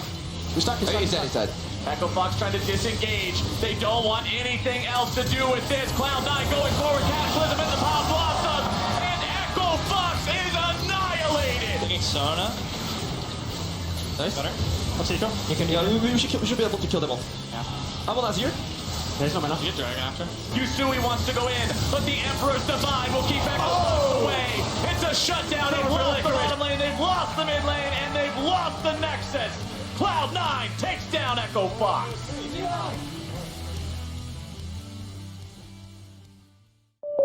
Congrats, Kim. You got your own car with your own insurance. No more driving that old hand-me-down. Did you trade it in? My parents handed it down to my little brother. You ready? Yeah. Surprise! No. Not Beige Betty. You guys can't do this to me. Seriously? My car is like a rite of passage. How do you expect me to drive this? Just turn the key and it's just Some of this? it's automatic, dual cup holders. Go with the one that's here to help life go right. State Farm. I mean, the one that comes to mind would probably be Wonder, since he's known as the best off in the LEC, technically the best region in the world right now. I mean, I guess with the LCS, the LEC covered, you got the top 2 right there, so that's really good. It's a solid start. I mean, the first thing that comes to mind is how little I move my screen around to look at what my team's doing.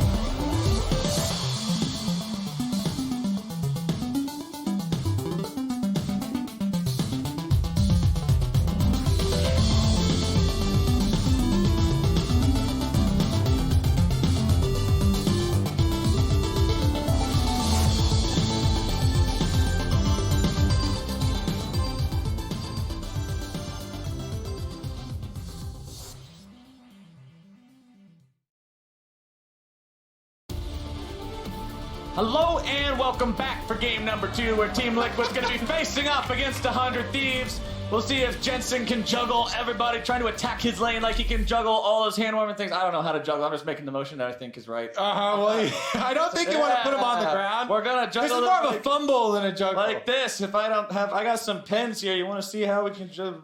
We have all forms of entertainment here. Those are gone, but let's take a look at the starting rosters. Selecting the blue side is Team Liquid with Impact in the top lane, Xmithy in the jungle, Jensen at mid, Doubleth and Core JJ bot lane and support with Coach Kane.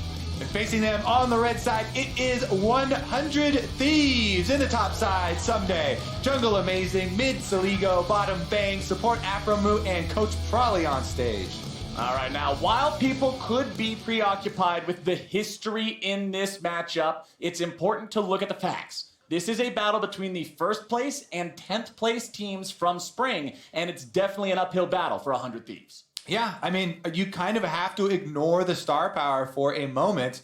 100 Thieves is a team trying to climb out of 10th place. They've made some adjustments. You saw Amazing there in his chair. I would have to say that Someday is still individually performing quite well. So top lane is a point of power they can try and play off of.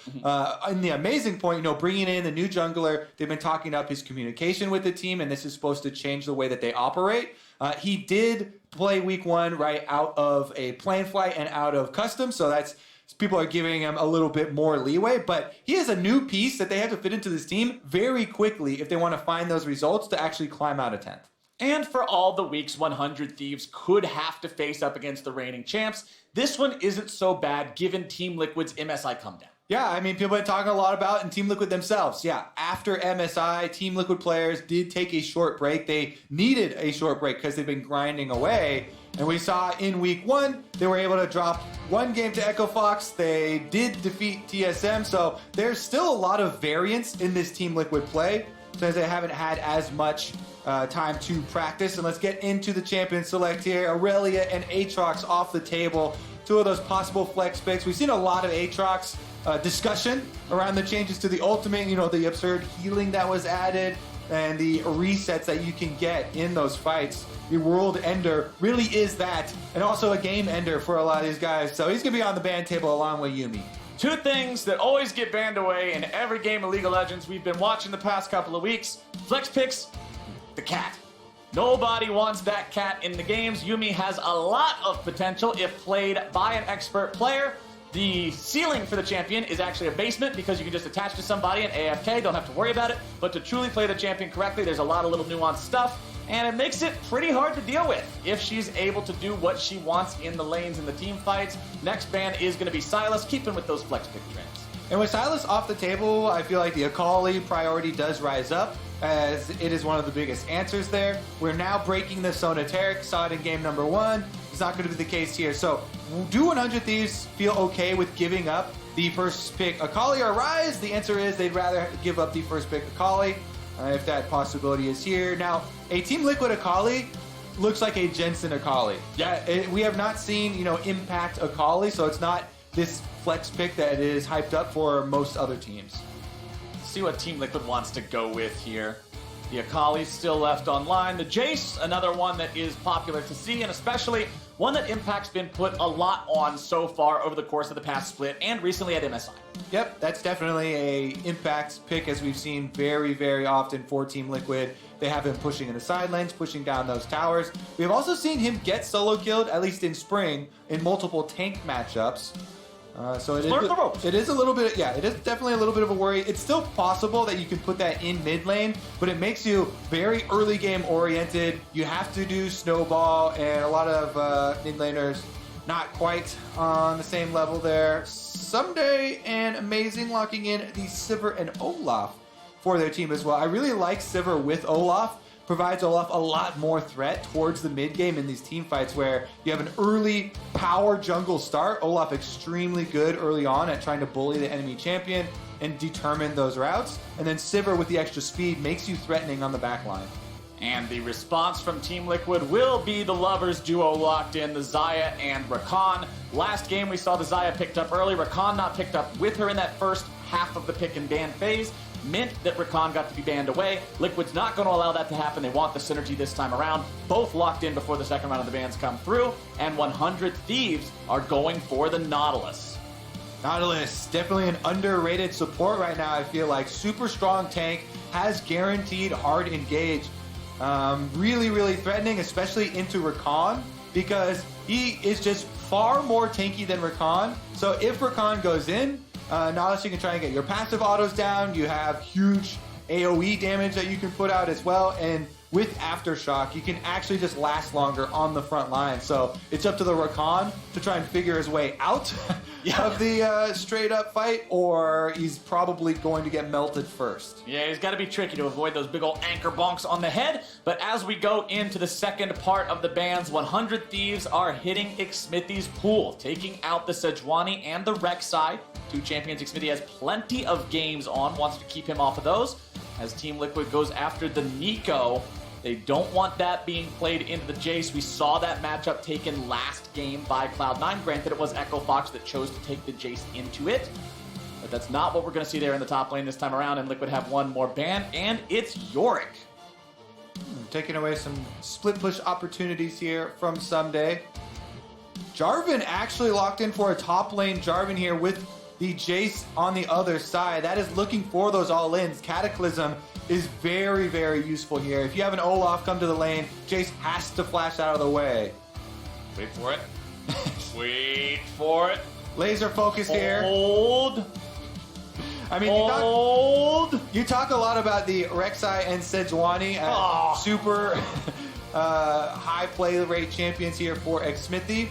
Both the Skarner and the Trundle are other options for him. I have actually really liked the way that Xmithy plays the Trundle, making it much more effective in ganks than we've seen a lot of other players. He finds very good pathways to get in and just uses the frozen ground to have the extra move speed to charge the enemy lane opponent and try and force their flash with just the threat of moving up with the bite and the slow. And once they flash, then he finds really good pillar placement after the flash with your ranged pillar to try and still get the kill in one of those flash ganks.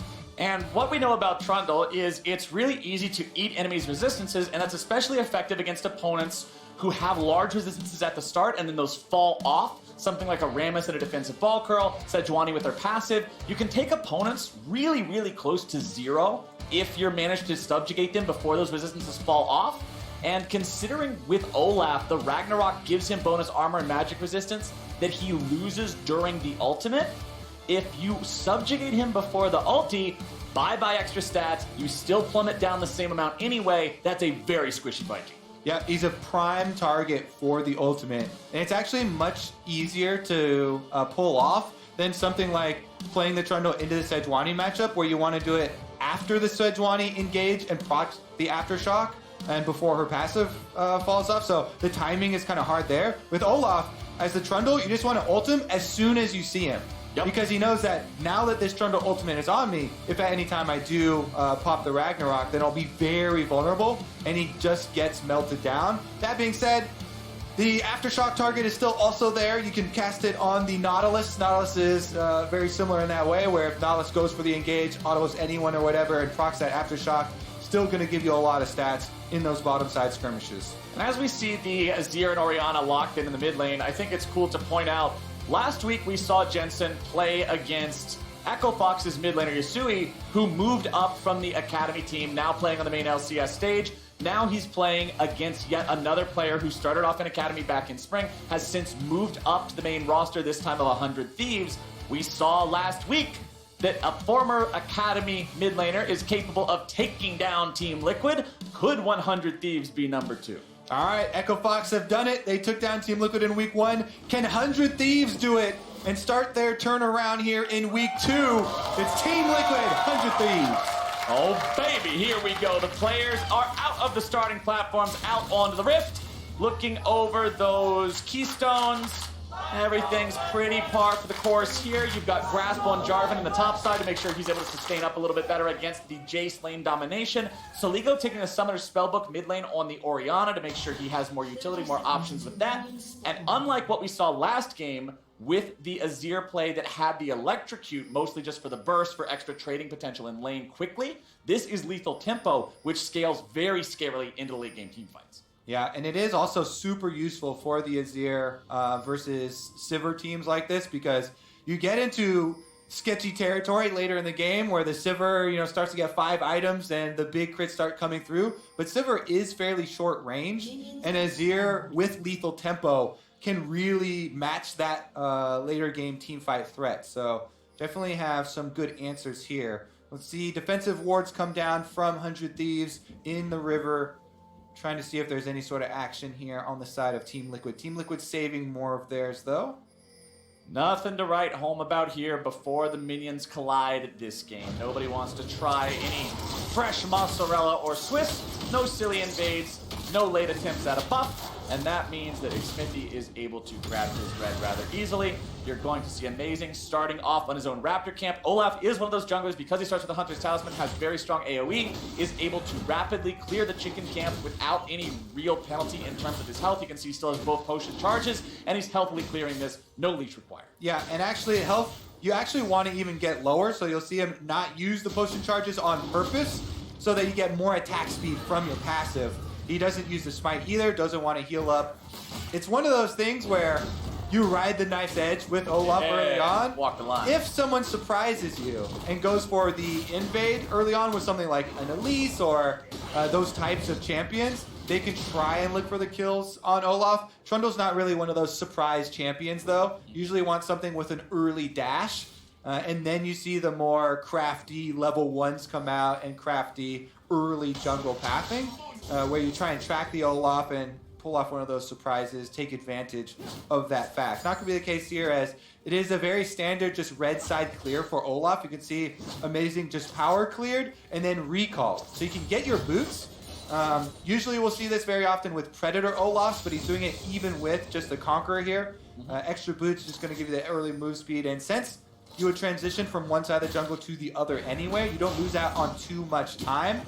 And you just come down now for the reverse clear. That does mean, though, that Xmithie has cleared all but one of his camps, since he didn't go for the early recall, and he is on the invade on the Olaf, actually popping the blast gun here back out rather than looking for any sort of early information, though. Didn't have any vision on Amazing, and we'll just take up the Scuttle Crab. Sometimes you just got to get in the enemy jungle, mess up their plants, make sure they don't have the opportunity to use those for anything sinister later, as Amazing is going to continue farming up there on that Olaf. Saligo on the back foot here against Jensen, but still farming up just fine. And something I want to point out that you can see happening on the mini-map right now, actually, is the Jace. And this is something that I want all of the lane winning top laners to do. Impact on Jace pushed up the lane. Yes, Jace is a lane bully, but then he can transition into the river. Jace does have a knockback he can use on the Scuttle Grab to take out the resistances, and he takes the Scuttle for the team as well. So with Xmithie taking bottom Scuttle and Impact the top laner pushing in and then taking the top side, it gives so much security for Team Liquid early. You see Amazing sees that that one's gone, so his only option now is to gank mid, and Jensen is actually a good target. He's walking towards the brush. He eats the axe from Amazing. One more flies out, but it's not going to find the mark. Just a little bit of extra help there for Saligo. No wasted time for Amazing either, though, because as we said, both Scuttles are already taken, and he did the red side clear, so he was waiting for his Raptors to respawn. That is 2.5 minutes for everyone that wants to get really precise with their jungle paths, that you have to wait for the small camp respawn. So he waits for the extra wave. Nice little wombo combo potential coming out from the side of Team Liquid here in that bottom lane. JJ getting the knockup, providing the opportunity for some extra damage. Impact gets hit by a single axe, but that's it. Look at Xmithie. During that show from Olaf, he went to invade, places a control ward at the red, and some deeper vision here for Team Liquid. They're tracking Amazing. See if they have any sort of play, though, because he's still fairly healthy right now, clearing out the Krugs, and they've called Impact over for the invade. 100 Thieves should be aware of what's going on right now. I didn't see any pings on the map, but Xmithie hit the Scryer's Bloom as he went into the enemy jungle, which should have made it very apparent to 100 Thieves what Liquid was up to. That's a flash. But Amazing still has to blow his flash to get away. Flash down on the Olaf, that's very big.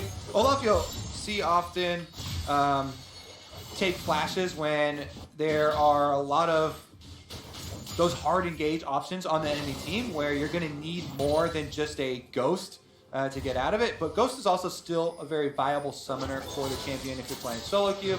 Double left in. Once again, going for that 2v2 here in the bottom lane. Doublelift taken very low, having to get himself back. Very low on mana and health alike. Team Liquid doesn't want to continue to fight any longer. All these mana bars are so close to zero. Aphromoo the only exception. Yeah, Aphromoo does go in. You can see, once again, Nautilus tankiness is on display in that trade. Good job by 100 Thieves focusing their damage onto Doublelift too with the Ignite as well as Bang auto attacks from the Sipper. They get a big advantage in lane by focusing the enemy carry. And they're actually forcing Team Liquid, Core JJ and Doublelift to hide in the brush, and they'll get the delayed recall. But the important part about that is it's one summoner for two. 100 Thieves only has flashes available. The other two combat summoners are down. Doublelift still with a heal in his back pocket. Means if TL get the opportunity to farm up these last little bit of creeps, get back, reset, shop up, they'll have an advantage until those summoner spells are back up to try to keep forcing these 2v2s. Plus they've got a healthy CS lead for themselves. Doublelift, 10 CS up here onto Bang. And Bang gonna get back in time. Aphromoo should hold the wave for him. So let's see how much closer that gets. Smithy going back into his jungle. His top side is a full-on 1v1 between these two.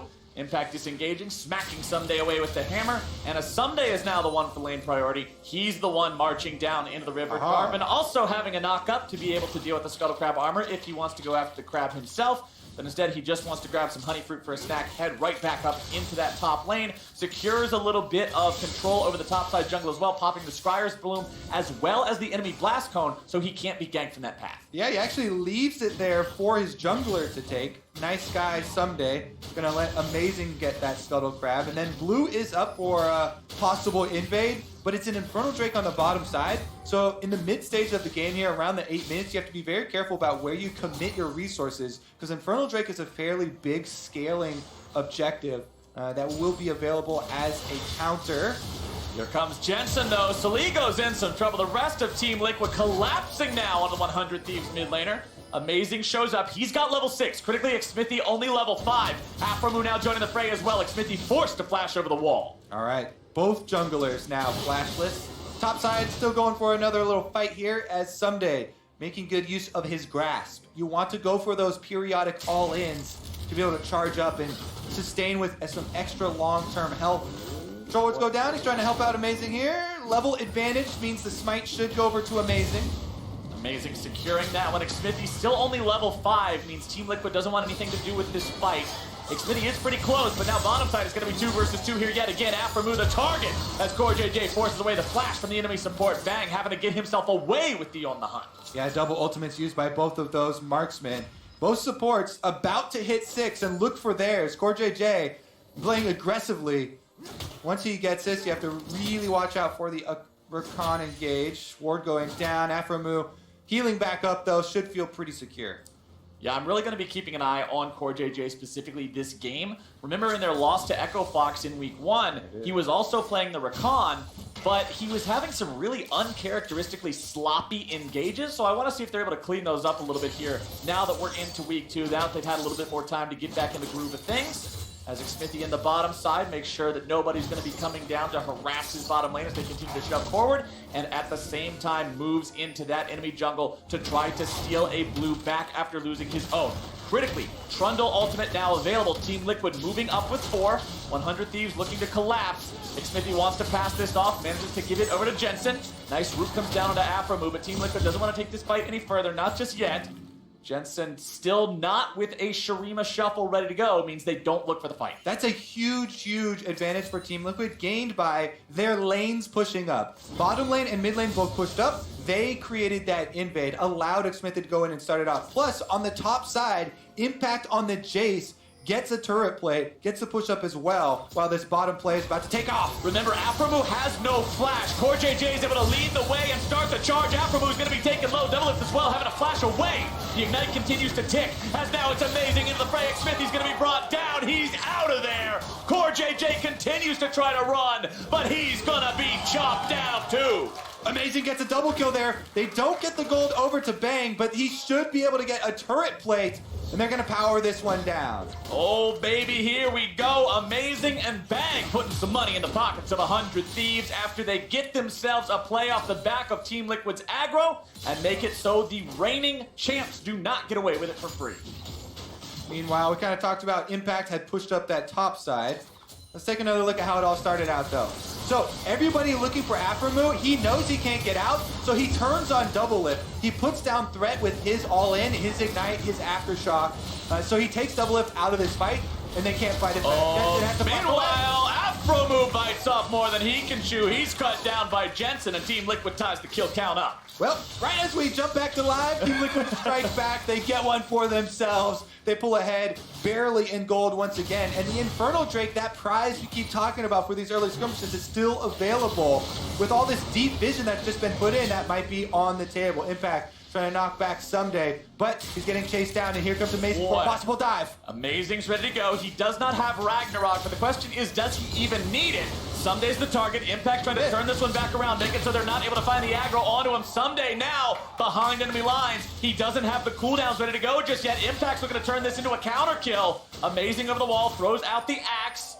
Impact needs some damage from now on, and somehow, some way, Kobe, no dead bodies in the top lane, but the Infernal will fall for Team Liquid. Exactly, no dead bodies, but we just said, around this mid game, you have to be so calculated with where you spend your resources. If you show topside like that for the dive, and you mess it up, as we just saw, it costs you an Infernal Drake. Very big there. Team Liquid are able to get the objective on the other side of the map during the fumble dive. And that is, you know, Amazing goes in on the Olaf. If you miss that first axe, they don't have a lot of time with the minion wave dying. And it felt like it was a very disjointed play, not on the same page as to whether or how to continue with that commitment.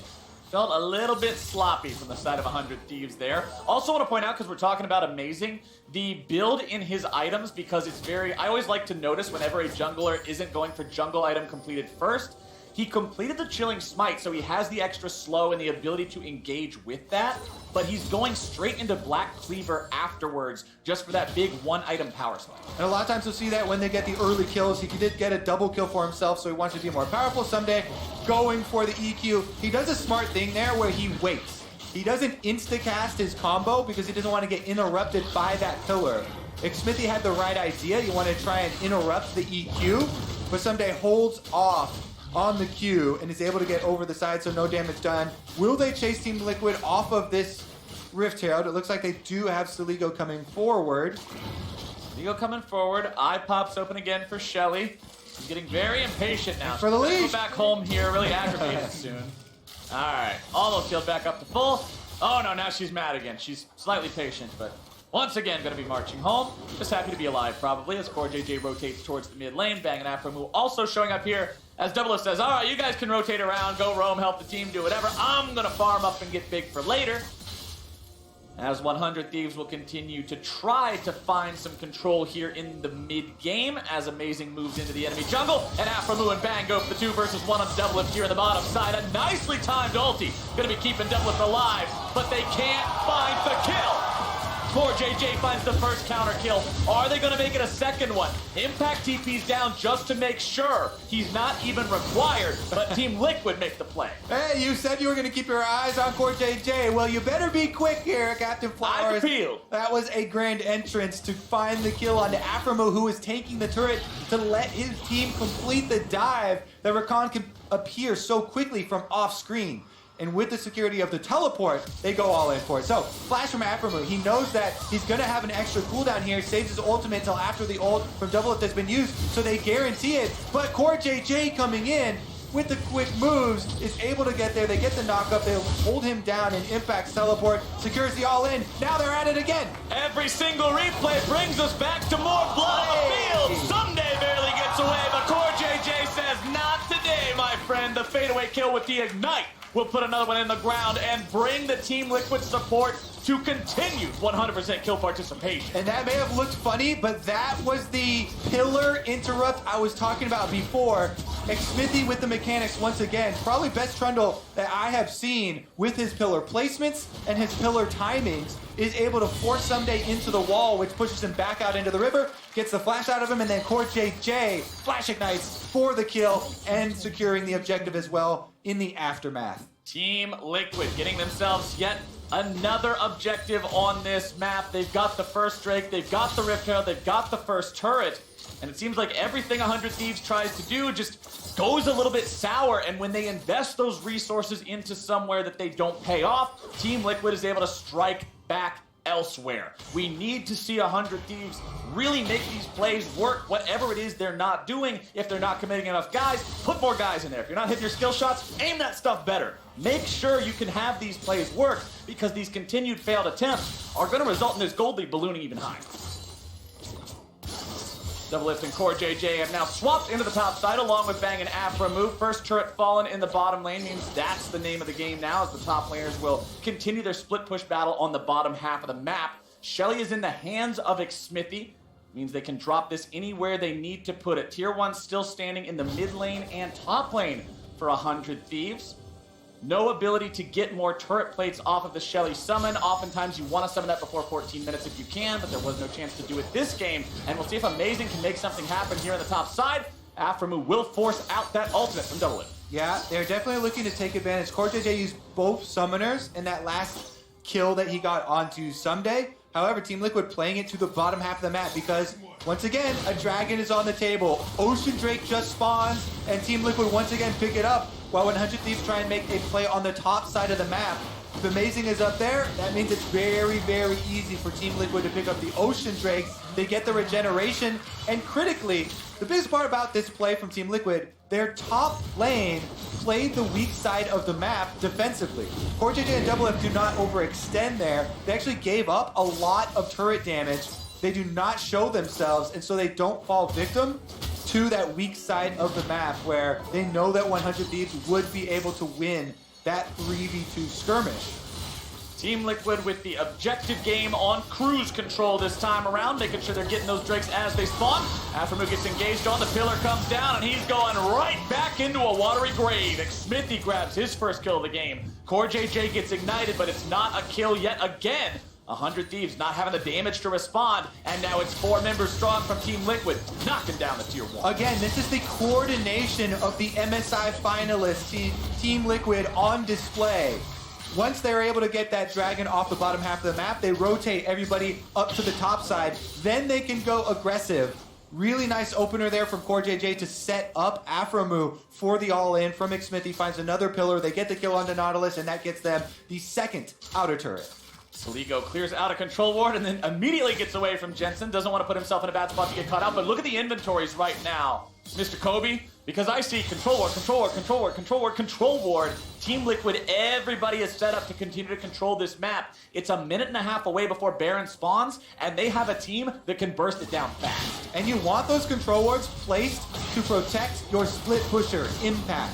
As we talked about in the last game, there wasn't a lot of vision support for the split push that they were trying to pull off. In this game for Team Liquid, you can see Smithy immediately moves over to this half of the map, and he's able to support Impact in his split push endeavors, placing down a couple of these deep wards to allow the Jace to play more aggressively, but mid lane, Amazing has to run for his life! He's already flashed, he's popped the Ragnarok just to retreat.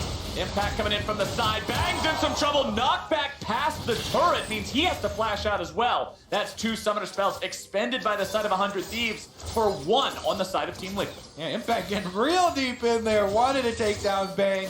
They do trade summoners in the end, and we'll see if Impact is protected enough on the side lane by that vision that we highlighted for his flash to not go punished, because Bang's flash is the single most important flash on the side of 100 Thieves. Yes, sir. He's working towards his crit multipliers right now. Still needs a significant amount more money, though, as we're only cressing the 20-minute mark into the game. He has to be funneled more of these minion waves in order for 100 Thieves to get to the point where they can actually win those team fights. It relies so much on that Sivir AoE damage coming through with the crits. And you can see, although neither of these top laners has a kill so far, Impact almost 1,500 gold ahead of his opponent just through his CS and the fact that his team has better objective control in terms of turrets and plates early on. That means he's going to continue building these leads. You can see he's got an extra serrated dirt up over his opponent, and although they both have a pretty impressive health pool, the base armor is very low, meaning that lethality can go a long way.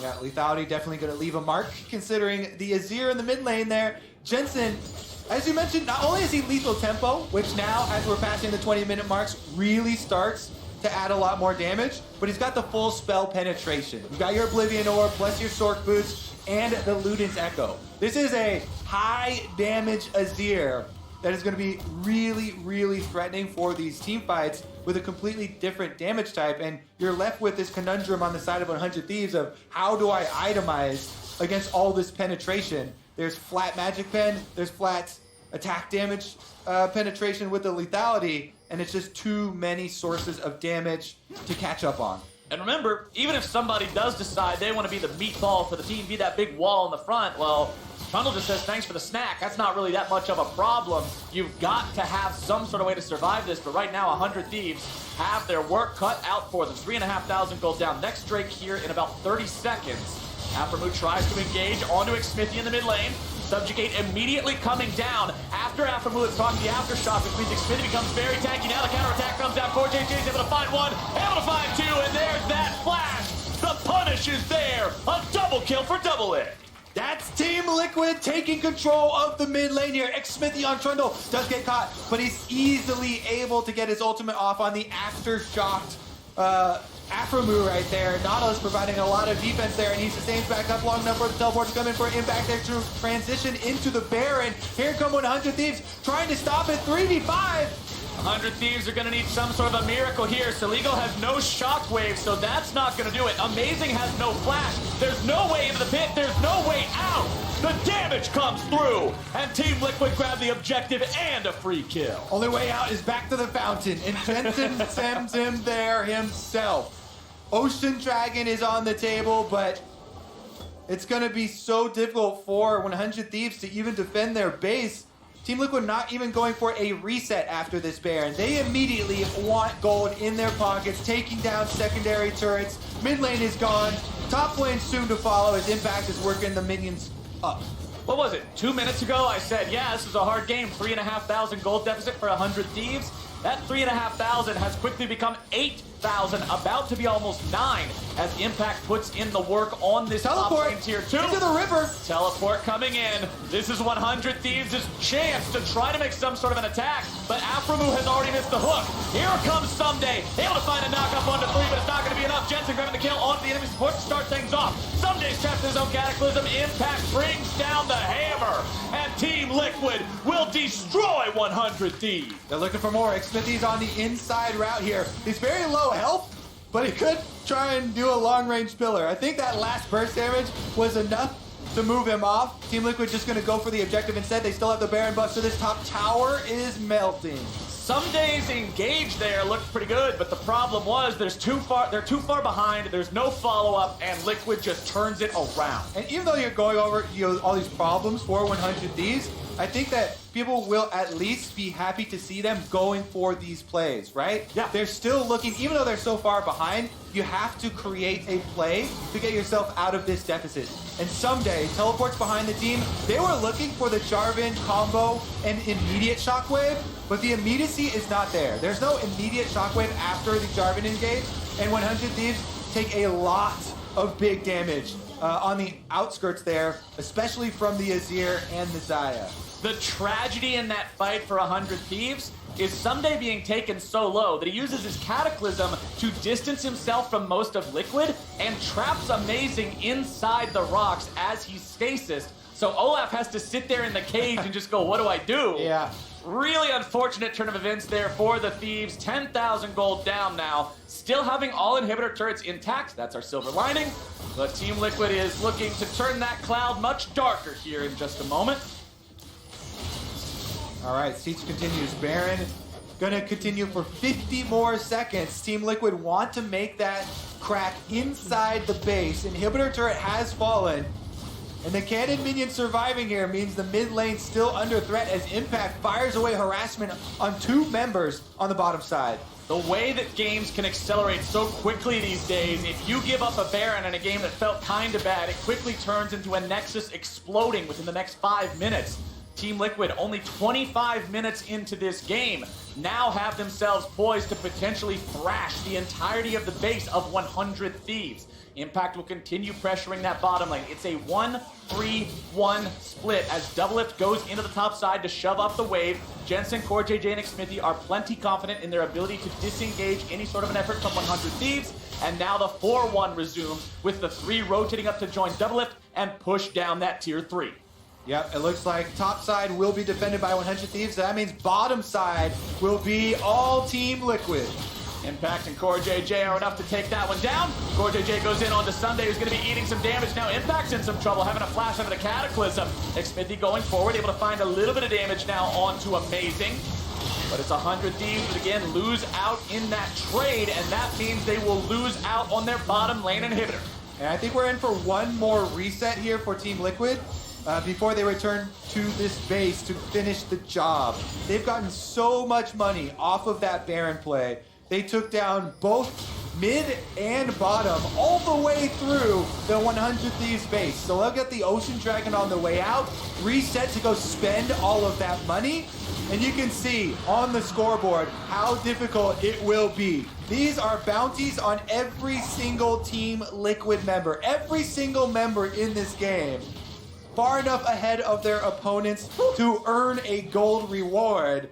And they will be coming full steam ahead for that Nexus. You're going to have to work for that reward, though. These guys have already shown if you give them an inch, they will take a mile in these fights.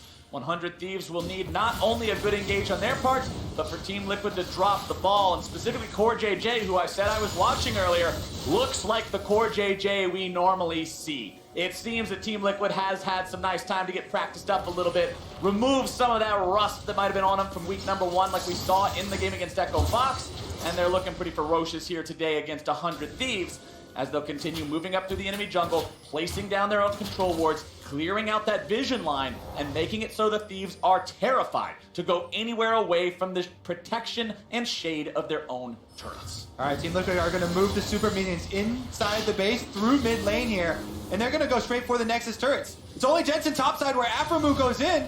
Jensen keeping himself in a good enough spot. Amazing chases after him with the ultimate on, but he doesn't have the damage to really do much of anything. With Xmithy joining up with Jensen, Amazing has nothing to do except retreat.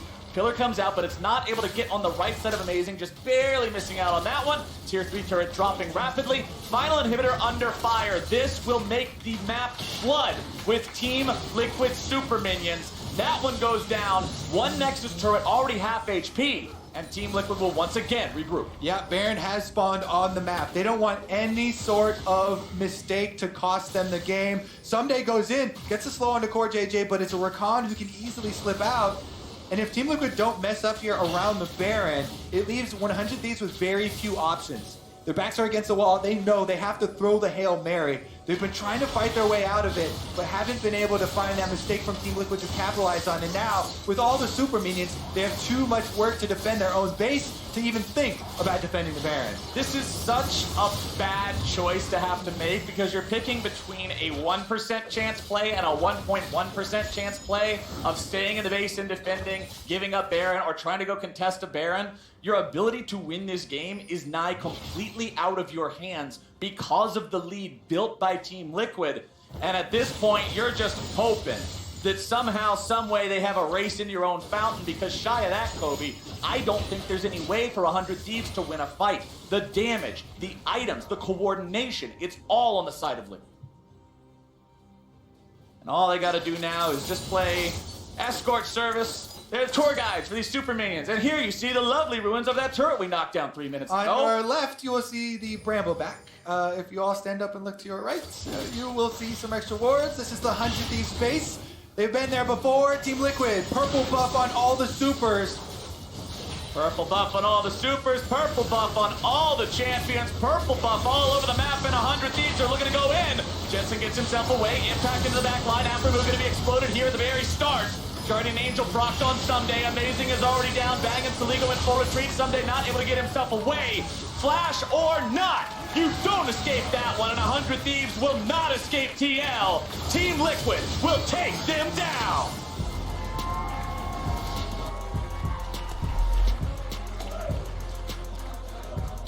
Another strong game here from Team Liquid, utilizing something we saw in spring, the J split push there for Impact.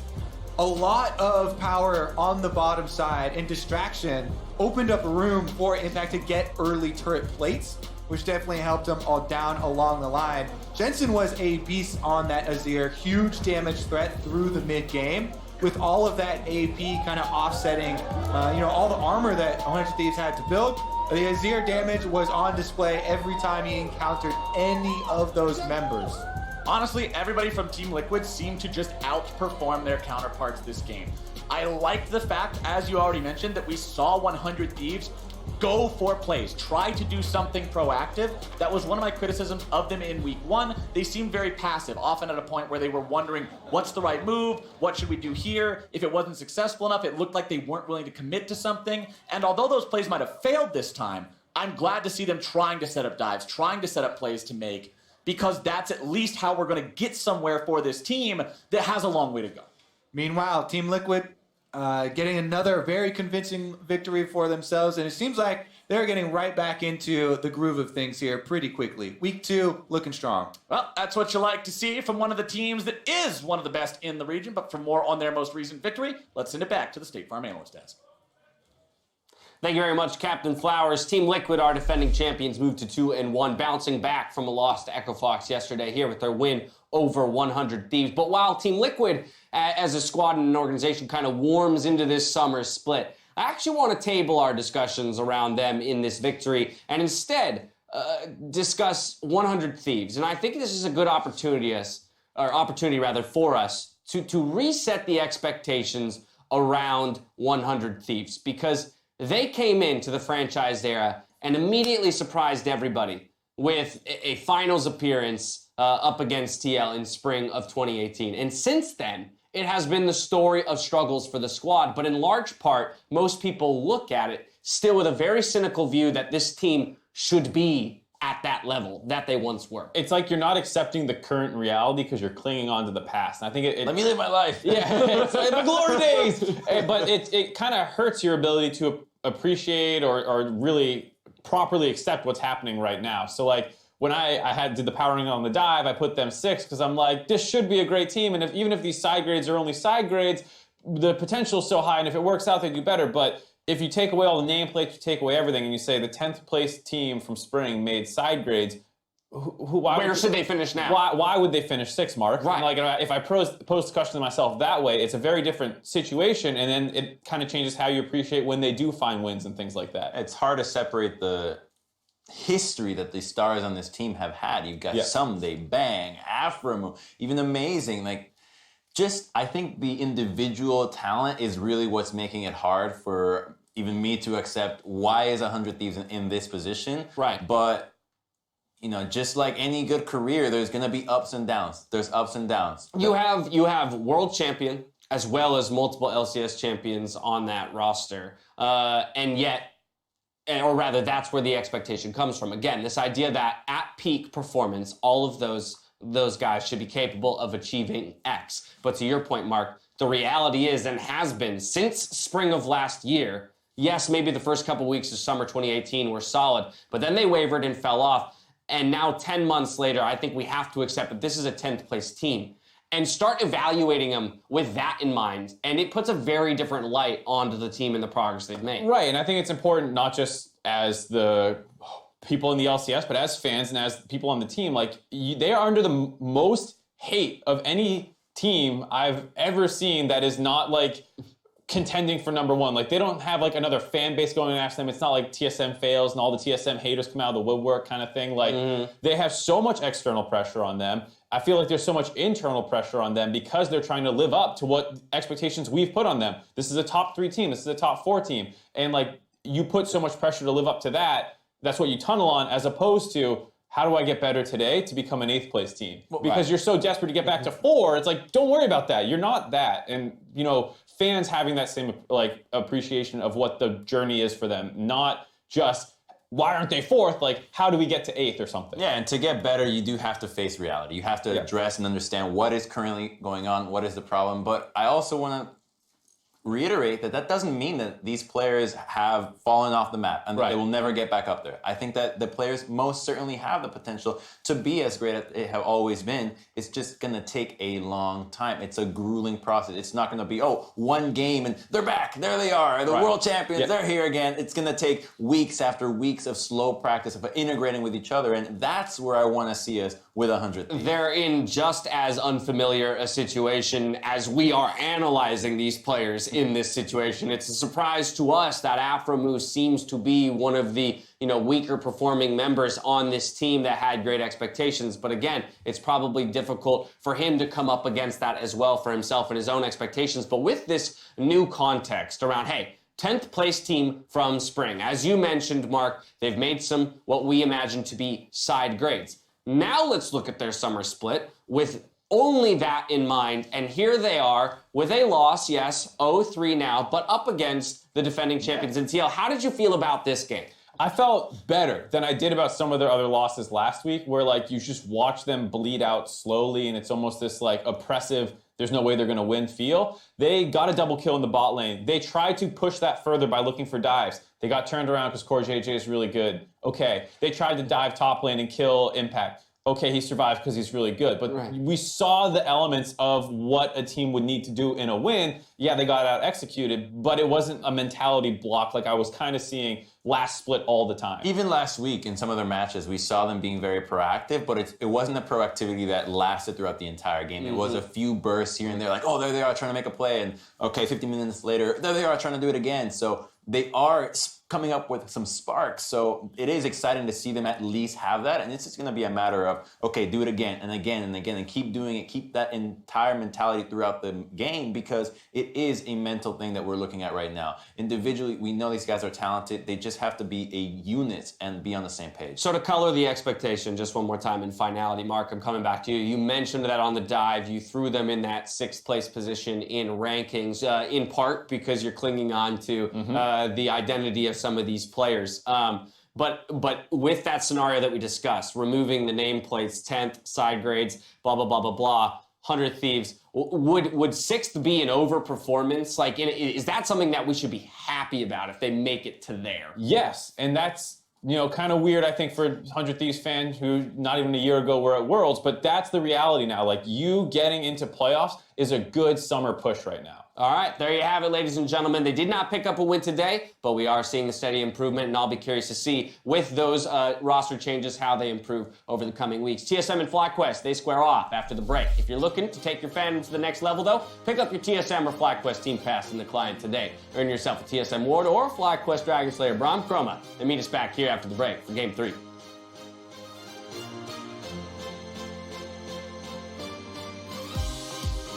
I can practice my Clown Fiesta skills.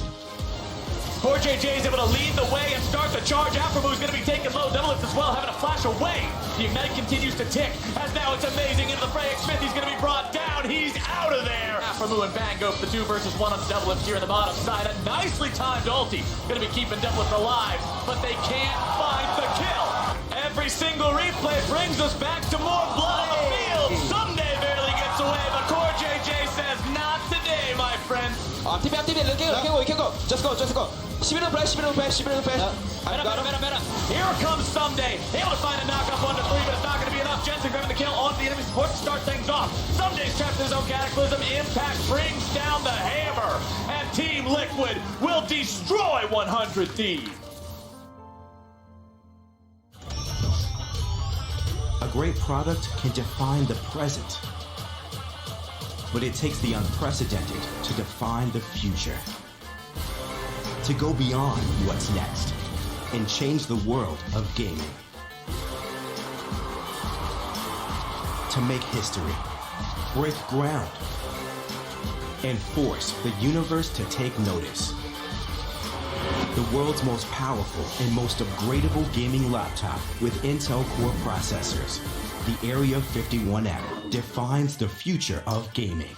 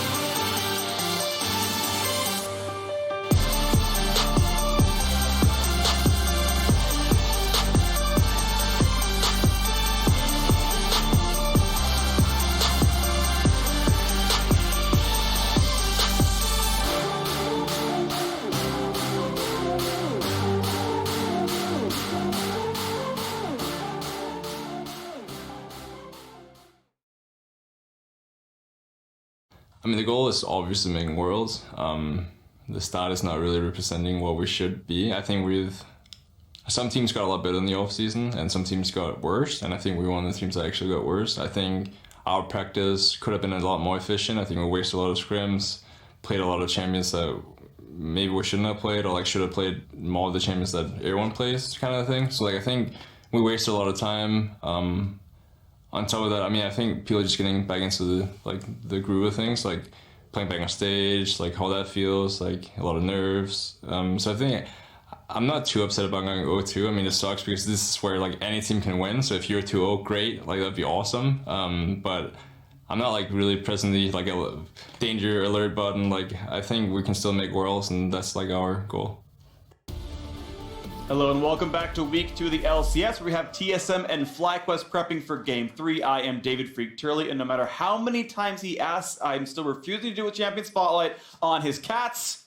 As you did one on Bentley. It's close enough. It's not one of your cats, though, is the important thing. It's interesting, actually, to hear Santorin talk about their practice habits. I know during LCS Countdown at the beginning of the day, they talked about being creative versus playing sort of standard, what's more valuable, and he was talking about how, in this case, they actually wasted a lot of practice time in trying to be creative, and that was kind of wasted effort, and that's kind of the downside of that. We'll see what it does look like as time goes on, but I thought that was an interesting talk. Either way, we're going to roll into the starting rosters. Selecting the blue side is TSM with Broken Blade to the top lane, Acadian back up in the jungle, Bjergsen in mid, Sven in bot lane alongside support Smoothie with Coach Ziggs. And challenging them on the red side today, it's going to be FlyQuest. In the top lane, Viper. In the jungle, Santorin. Mid laner, Pobelter. Bot and support going to be Wild Turtle and JJ with Coach Invert. All right, so it's going to be an exciting showdown. Last week, we also heard Invert say that the team was working toward becoming a squad that could usurp the top 3, and it looks like we saw kind of the growing pains of explorations in week 1 for FlyQuest. Yeah, I mean, we heard Santorin talking about that, perhaps trying to be very experimental. If those picks don't end up getting to come out on stage, then yeah, it's a bit of wasted practice time. But it is also very important to remember they played GGS and C9, 2 teams that went 2-0 and looked very good doing it.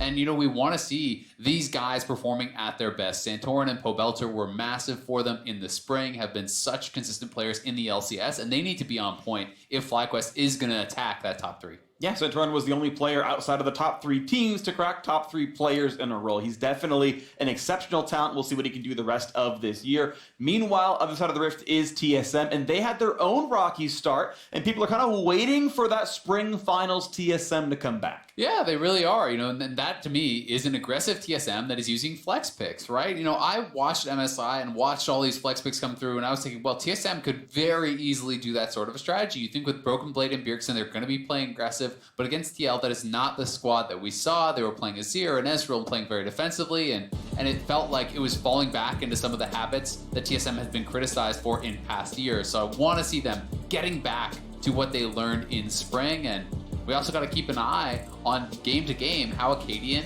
and Greg are performing, because these guys are competing for the starting spot. Yeah, definitely something to watch for. Absolutely. Of course, Greg had a very good game last Sunday against CLG. Acadian is back in. So far, it seems like a Saturday-Sunday split. I'm expecting Greg to play tomorrow, for example, and we'll see when they nail that one down. But we are on a champion select, as you mentioned, Aurelia Yumi banned away on the TSM side. FlyQuest dropping solo laners off the list. Do want to point out we've seen a lot of mid lane Aatrox over the last couple of days here as well, so that's a flex pick in and of itself, and a very strong laner at that.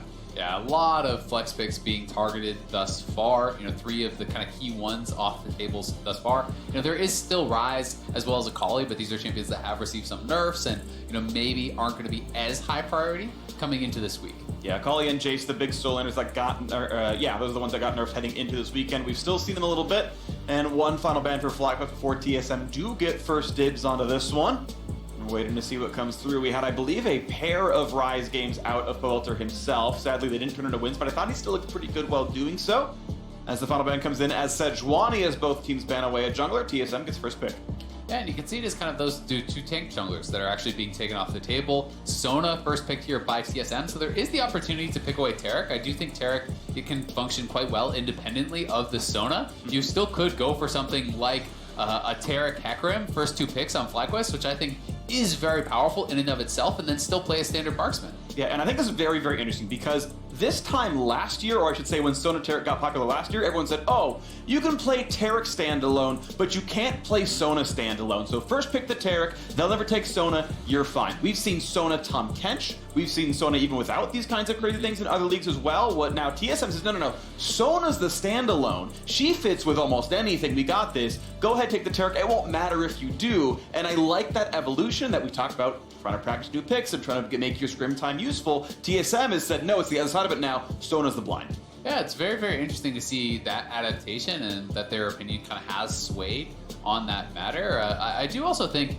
the fact that Yuumi has been so prevalent as far as presence, at least, it was doing very well in scrims, and I think it was kind of showing some of these teams that, hey, Enchanter supports and these kind of mage supports can actually be quite effective. One of my concerns for this champion was you're never going to be able to get vision. You're not going to be able to kind of have that that dichotomy in the mid game where you have this tanked support face checking brushes and putting down wards, and that was always why a lot of people said champions like Sona couldn't function in the meta. Right. And now that Yuumi has had a lot of success, we're seeing Sona independently more often. It is kind of interesting to see if we're going to even find more of a shift towards that.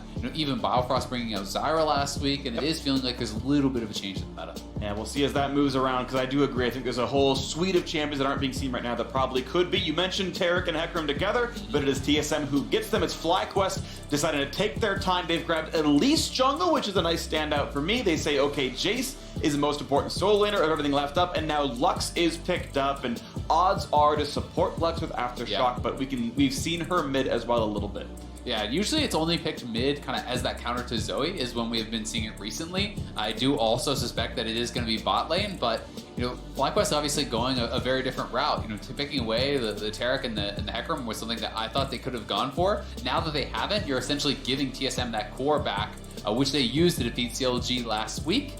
They had these 3 picks, plus I believe Jace themselves, as well as Zillion mid lane for Bjergsen, and that was very effective for them. This type of strategy is pretty telegraphed from FlyQuest, though. This is them looking to attack the top side of the map. There was an interview last week, actually, from Contracts, where he was asked about AP junglers, and he was talking about how he thinks that Elise can be very effective, but only when paired with one of 2 champions, Jace or Renekton. They have the Jace here. This is someone that can bully out the top lane, that can set up for dives, where the Elise really will excel. So, TSM is going to have to pick a very, I would say, kind of self-sustaining top laner who can play defensively, because Hecarim normally wants to play more around the Taric, where he can use that Dazzle Bastion combo. Absolutely, and of course we'll see what does come through to finish out this roster. We have still these solo lanes of TSM yet to pick. FlyQuest get ultimate final counter pick here as the bans are nearly done. Camille dropped off the bench, Sivir dropped as well. As you can see, several bot lane bans have come through, trying to aim at Wild Turtle's champion pool, but he says, Caitlyn got some buffs recently. She's looking pretty good now. Let's bring this one out. Yeah, and then Caitlyn plus Lux, functions somewhat similarly to how Morgana and Caitlyn does. If you ever are able to hit a binding, you can trap right out of that. Post 6, the burst that Lux is going to be bringing in with that ultimate, that final spark is quite powerful. So certainly there is some all-in potential there if you can be on point with those bindings. Ooh, and Pyke into the top lane. Thank you, G2 Esports, for bringing it out into the world. We can see it mid as well. It's a solo laner almost certainly regardless, but I'm expecting top into Jace. And, well, if you want to try to camp someone, I think you could probably get away with camping Pyke reasonably well. And now you've got to blind pick yourself a mid laner. I really don't think it's Zed right here. I like the hover. But what is it that he's going to pick for himself? Yasuo would be exciting. My guess is it's something like Orianna, probably. Yeah. I think that that can be pretty effective. Ryze also does work here. This does give you a bit of a flex pick potentially with the Pyke and the Ryze, but we are expecting certainly Pyke to go into the Jace. Ryze is going to allow them to play in those side lanes, and we'll see how effective the counter pick is going to be here. Oh! Riven! Jace goes back into the mid lane. Okay. Riven's going in there to battle Pyke 1v1. I love this. I am assuming Pope is not keeping the Riven. Yeah, no, it's definitely going to go to Viper. The question is just, will these guys actually lane swap on the side of TSM? Will Bjergsen continue to keep this Ryze, or will he swap it over? Because there is the potential to still put Pyke into that Jace if that's what they want to go for. But this is very aggressive here from FlyQuest. It feels so much about the early game. You need to dominate with this Elise. You need to have bullying lanes here. And they are really going to try to ramp up the pace against TSM. Well, Azale, it feels like Contracts left the champ off the pool. Says you need a physical damage top laner like Jace Or like Renekton, well, how about Riven for Viper alongside the Elise? This is definitely going to be the telegraph of, hey, we really want to blow this top lane. That Pyke is going to stay up there. I am excited for what those two players can do. It is a very physical heavy team. You're relying on jungle, Elise, and support Lux for your magic damage. So if Hecarim gets tanky, that's going to be a bit hard to deal with. But this is an exciting draft. FlyQuest putting a lot of effort on getting Viper to win his 1v1. And I'm really excited to see if they can pull this one off. Really think they need to dominate the early game. If you allow this TSM squad to get to those later stages, we saw what they wanted to do, and we saw it against CLG. Very easy to execute, diving onto a champion like Lux, similar to what they did against Biofrost on his Zyra. You really can abuse those low mobility mage supports with Hecarim in combination with that Taric. So, gonna have to get a lot of work done here early. Let's see how much work they can do. We are on to the Rift, everybody. TSM 1-1, FlyQuest 0-2. The big story we had coming into the summer split was who could crack the top 3 of last splits, Team Liquid, TSM, and Cloud9. FlyQuest was one of the ones that got the nod, but it was a slow start for them. And Santorin said early practice wasn't going their way, but now they're on their against one of these top 3 teams. They are up against TSM, a team that did look mortal in week 1. This is a good time to strike for FlyQuest. Certainly is, and something that already I'm kind of noticing here is it's actually coin Sona. This is the first time I've seen Sona Taric without the Spell Feast. I think this does make quite a bit of sense against such an oppressive lane like the Caitlyn and the Lux, because you're simply not going to have winning trades with them oftentimes very early. If you ever do get bound up, you are going to potentially even just die to a trap plus binding combo. So this is going to allow Sven to play quite passively and still maintain a high level of income. So, you know, his damage will be down a bit, but he's going to complete that Sight Zone faster and then be able to start his farming faster as a result. It's also going to be more mana regen than a Spell Feast would have given, so if he is on heal duty all lane long to keep Smoothie alive, he's going to be a bit better at that as well. And we are going to see what happens in these level 1s. Is it a fairly aggressive Trinket Ward? We'll spot the Raptor camp as TSM unleashes the red buff for Acadian. The duo of FlyQuest going to get right over to the lane at the start of this one and not deal with a 2-on-2 too early on. Acadian knocks that one down, then he's going to try to bypass the Trinket Ward. Now he'll walk right to the Raptor camp and he'll be spotted doing so. Yeah, so in these early levels, you can see Turtle and JJ posturing very aggressively. They want to be able to threaten, you know, onto this lane. And remember, it's Smoothie that has to be taking the farm before Sven actually completes his quest. You know, that is usually how they are going to play it out. And that is going to be very, very difficult for him to actually get done here against the Lux and a Caitlyn. And not only can they actually, you know, bully out that 2v2, they're very effective at sieging the turrets, at knocking down turret plates. So that is certainly another part of their plan here. If they do win that 2v2 very heavily, you can start to move them around the map. Pyke is certainly not someone who can kind of hold in that 1v2 type scenario either. Very low on the wave clear. So, you know, if they have success there, it could mean a lot of turret plates going down across the map. And right now, actually, Taric hasn't even been allowed to get farm, so it's 4 CS on Sona and poor Smoothie kind of waiting for farm to get his way. We wait around as these battles keep going back and forth. The poke lead obviously does go to the FlyQuest side. The healing is what TSM's going to do to not die in this one as Zen walks up, grabs that little bit of extra gold, and 7 CS with 1 for a support is a fairly slow start here. Now, I am curious if this lane just ends up being Sona just farming directly and taking, you know, whenever the coins do come in, that's the play style. I have not seen coin Sona myself as the farm role, but who knows? Maybe it's an innovation I haven't seen yet. Yeah, I mean, this way you can actually farm, you know, without having it turned off like the Spell Thieves would be. So, you know, that might just be the idea here. This will be a much lower income Taric then. You know, certainly an adaptation on the strategy, which I think makes sense. And this is a dive you cannot really pull off because Acadian is here. So they're going to have to just back off, but already getting some good chip down on this turret. Acadian right place, right time, though, to dissuade this dive. Even Pobelter making the roam. Yeah, coming on down and making sure that a little bit of that farm was lost. You can see 19-11 at this point. It does feel like Sona is actually the primary farm member as far as I can tell. So cool new look here onto this one, but it's still an early turret plate taken down. It was Acadian who had the path corrected to be there, and okay, to his credit, he did and stays alive on this one. But And this is still a 2-on-2 lead that's going pretty well on FlyQuest's side. I think it's smart, right? You know, if Smoothie was trying to be the primary farmer here, I do think he would just be taking too much poke, probably losing too much health, and you're just going to hard lose the lane off of that. But even with this strategy, you can see Sven already sent back to base. Hopefully for him, he has enough for that coin upgrade. He does have teleport. Turtle is also playing TP, so, you know, we'll be trying to really keep this tempo up in this bottom lane. All right, so then we go back onto the map. Is Sven burning his first teleport and getting just the Fairy Charm and a refillable potion. Not the most exciting start. Also the coin upgrade, which, yeah, as Azale thumbs up to me silently and says, Freak, don't miss that one.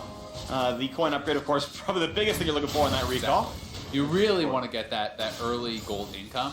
That is so much of what it is about. Yep. You know, it's kind of interesting to me because I do think that, you know, this is a really smart adaptation based on the lane that they're playing against. I wonder in a situation like this, if it doesn't just make sense to actually just go Airy then instead of Klepto as well, right? Because for the similar thought process, if you're not actually getting a lot of autos off in lane, the Klepto gold is going to be very low. You're not going to be like actually stealing a lot of things. And we'll have to kind of track throughout the game how much he's really able to get through that Klepto. Because if he's not getting a ton, I do tend to think Airy would probably just be more effective. Sure, I actually agree with that Keystone choice here. One thing I do want to point out with this coin plus farm Sona, gold basically identical to Wild Turtle. Despite the 10 CS difference, the gold is, well, actually, yeah, within 12 here. So this is definitely working out. He is on parity completely, and eventually that will be a late but eventual combine there as they go for a little bit of damage there. Sven takes a couple of hits, and now some attacks back towards JJ as the Lux tries to farm up through the Spell Thieves. Does have more gold than Tyrk, otherwise, though, fairly equal. Quick check in on the top lane. A small farm lead towards Broken Blade, but with a very large wave for Viper to farm. Means Riven, in my mind, is actually winning in CS and will long term. But this has been a fairly close 1v1.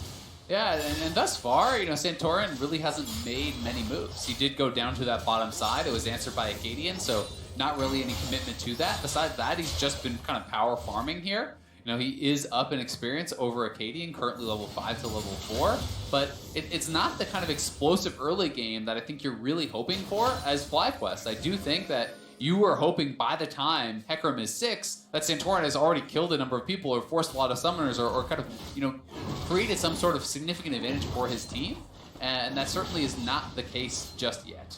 And right now, Santorin is lying in wait, hoping he finds Hecarim in rotation, apparently, as doesn't walk by any of the control wards that's been put down earlier. Looks like he popped a blast cone and now goes to fight this ward as the red buff has spawned. Right now, Acadian is taking the long way around. Level 5 now on both these players, and who actually now found out by Pother as well, as mid lane is missing, and Acadian is going to be shoved out of his jungle. The red buff will be stolen, so there is that glimmer of early game aggressive jungling that you were hoping for at the Elise. It's not a kill, but it's a buff steal. Yeah, and this is really nice, and you can also see, you know, if you look at the mini-map, you know, this bottom side of the jungle, look at all these wards that they do have in this whole area, these 4 wards around there for FlyQuest. They're trying to establish control in this area because Pobelter has the push in mid lane, so that would allow you to then set up a situation where you can bring that 4-man bot for a potential dive.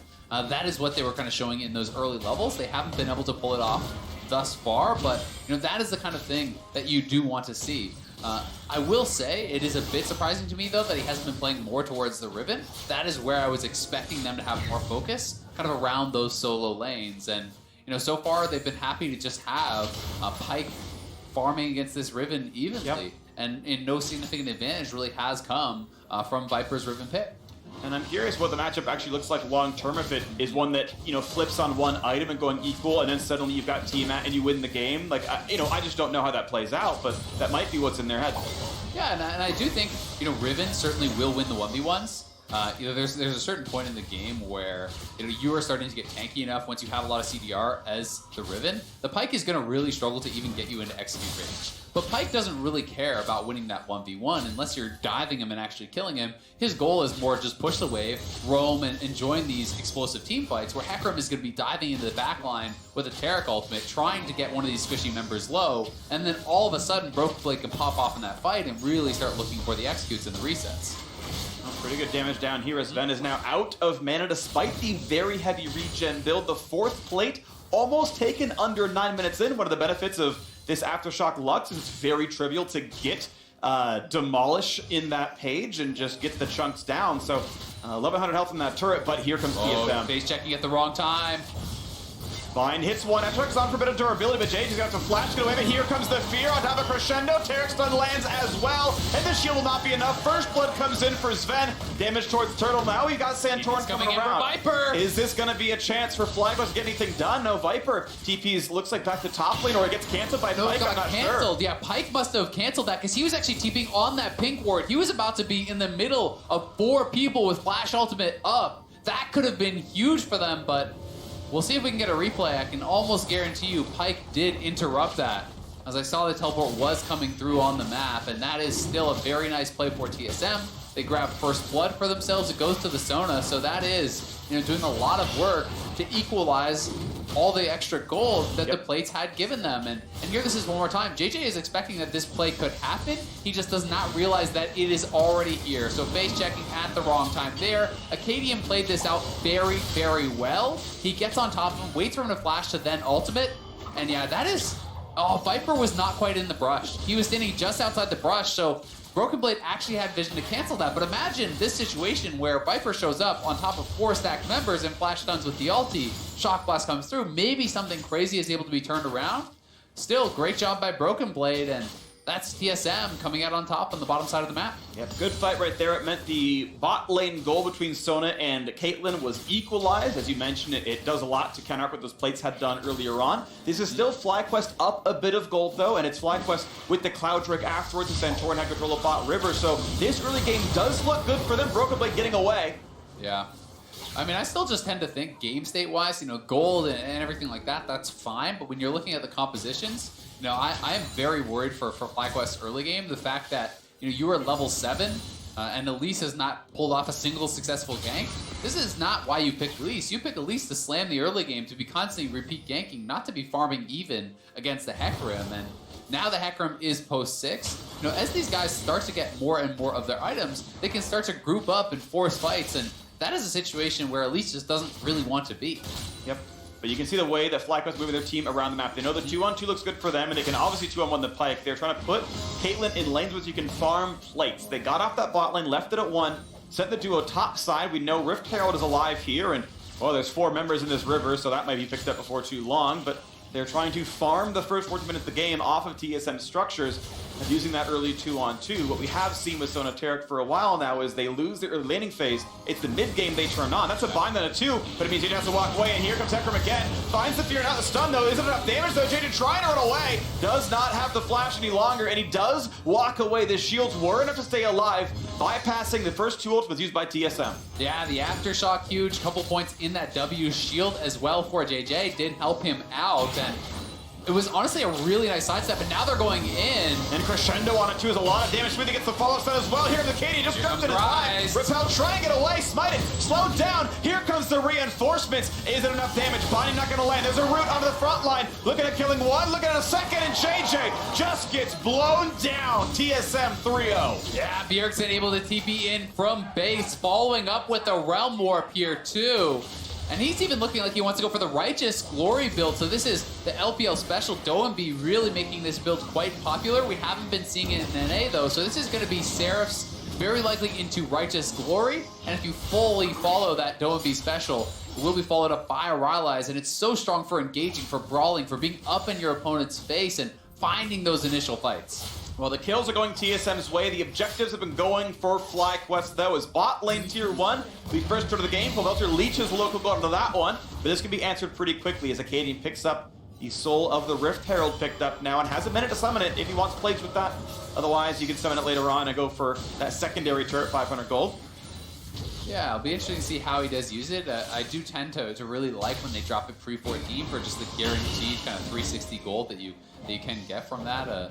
And we'll see if that is going to be the option here, or if they elect to kind of save it for later on when they're going to try to group 5 and look for a siege situation, try to force FlyQuest to group up and fight them 5v5, which is not really the situation that FlyQuest wants to be in.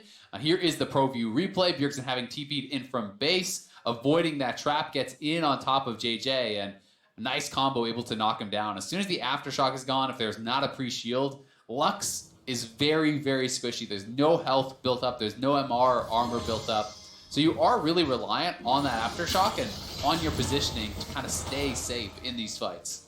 And of course, that can be really difficult when you got movie boots and those get turned off by being hit. So JJ, unfortunately, 0-2 and 0. The early duo has done well with turret pressure, but the fights have still gone TSM's way. The gold remains FlyQuest favorite, and actually more so than it was a little while ago. But again, TSM, I think they scale really, really well, and that's, you know, maybe just completely fine for them.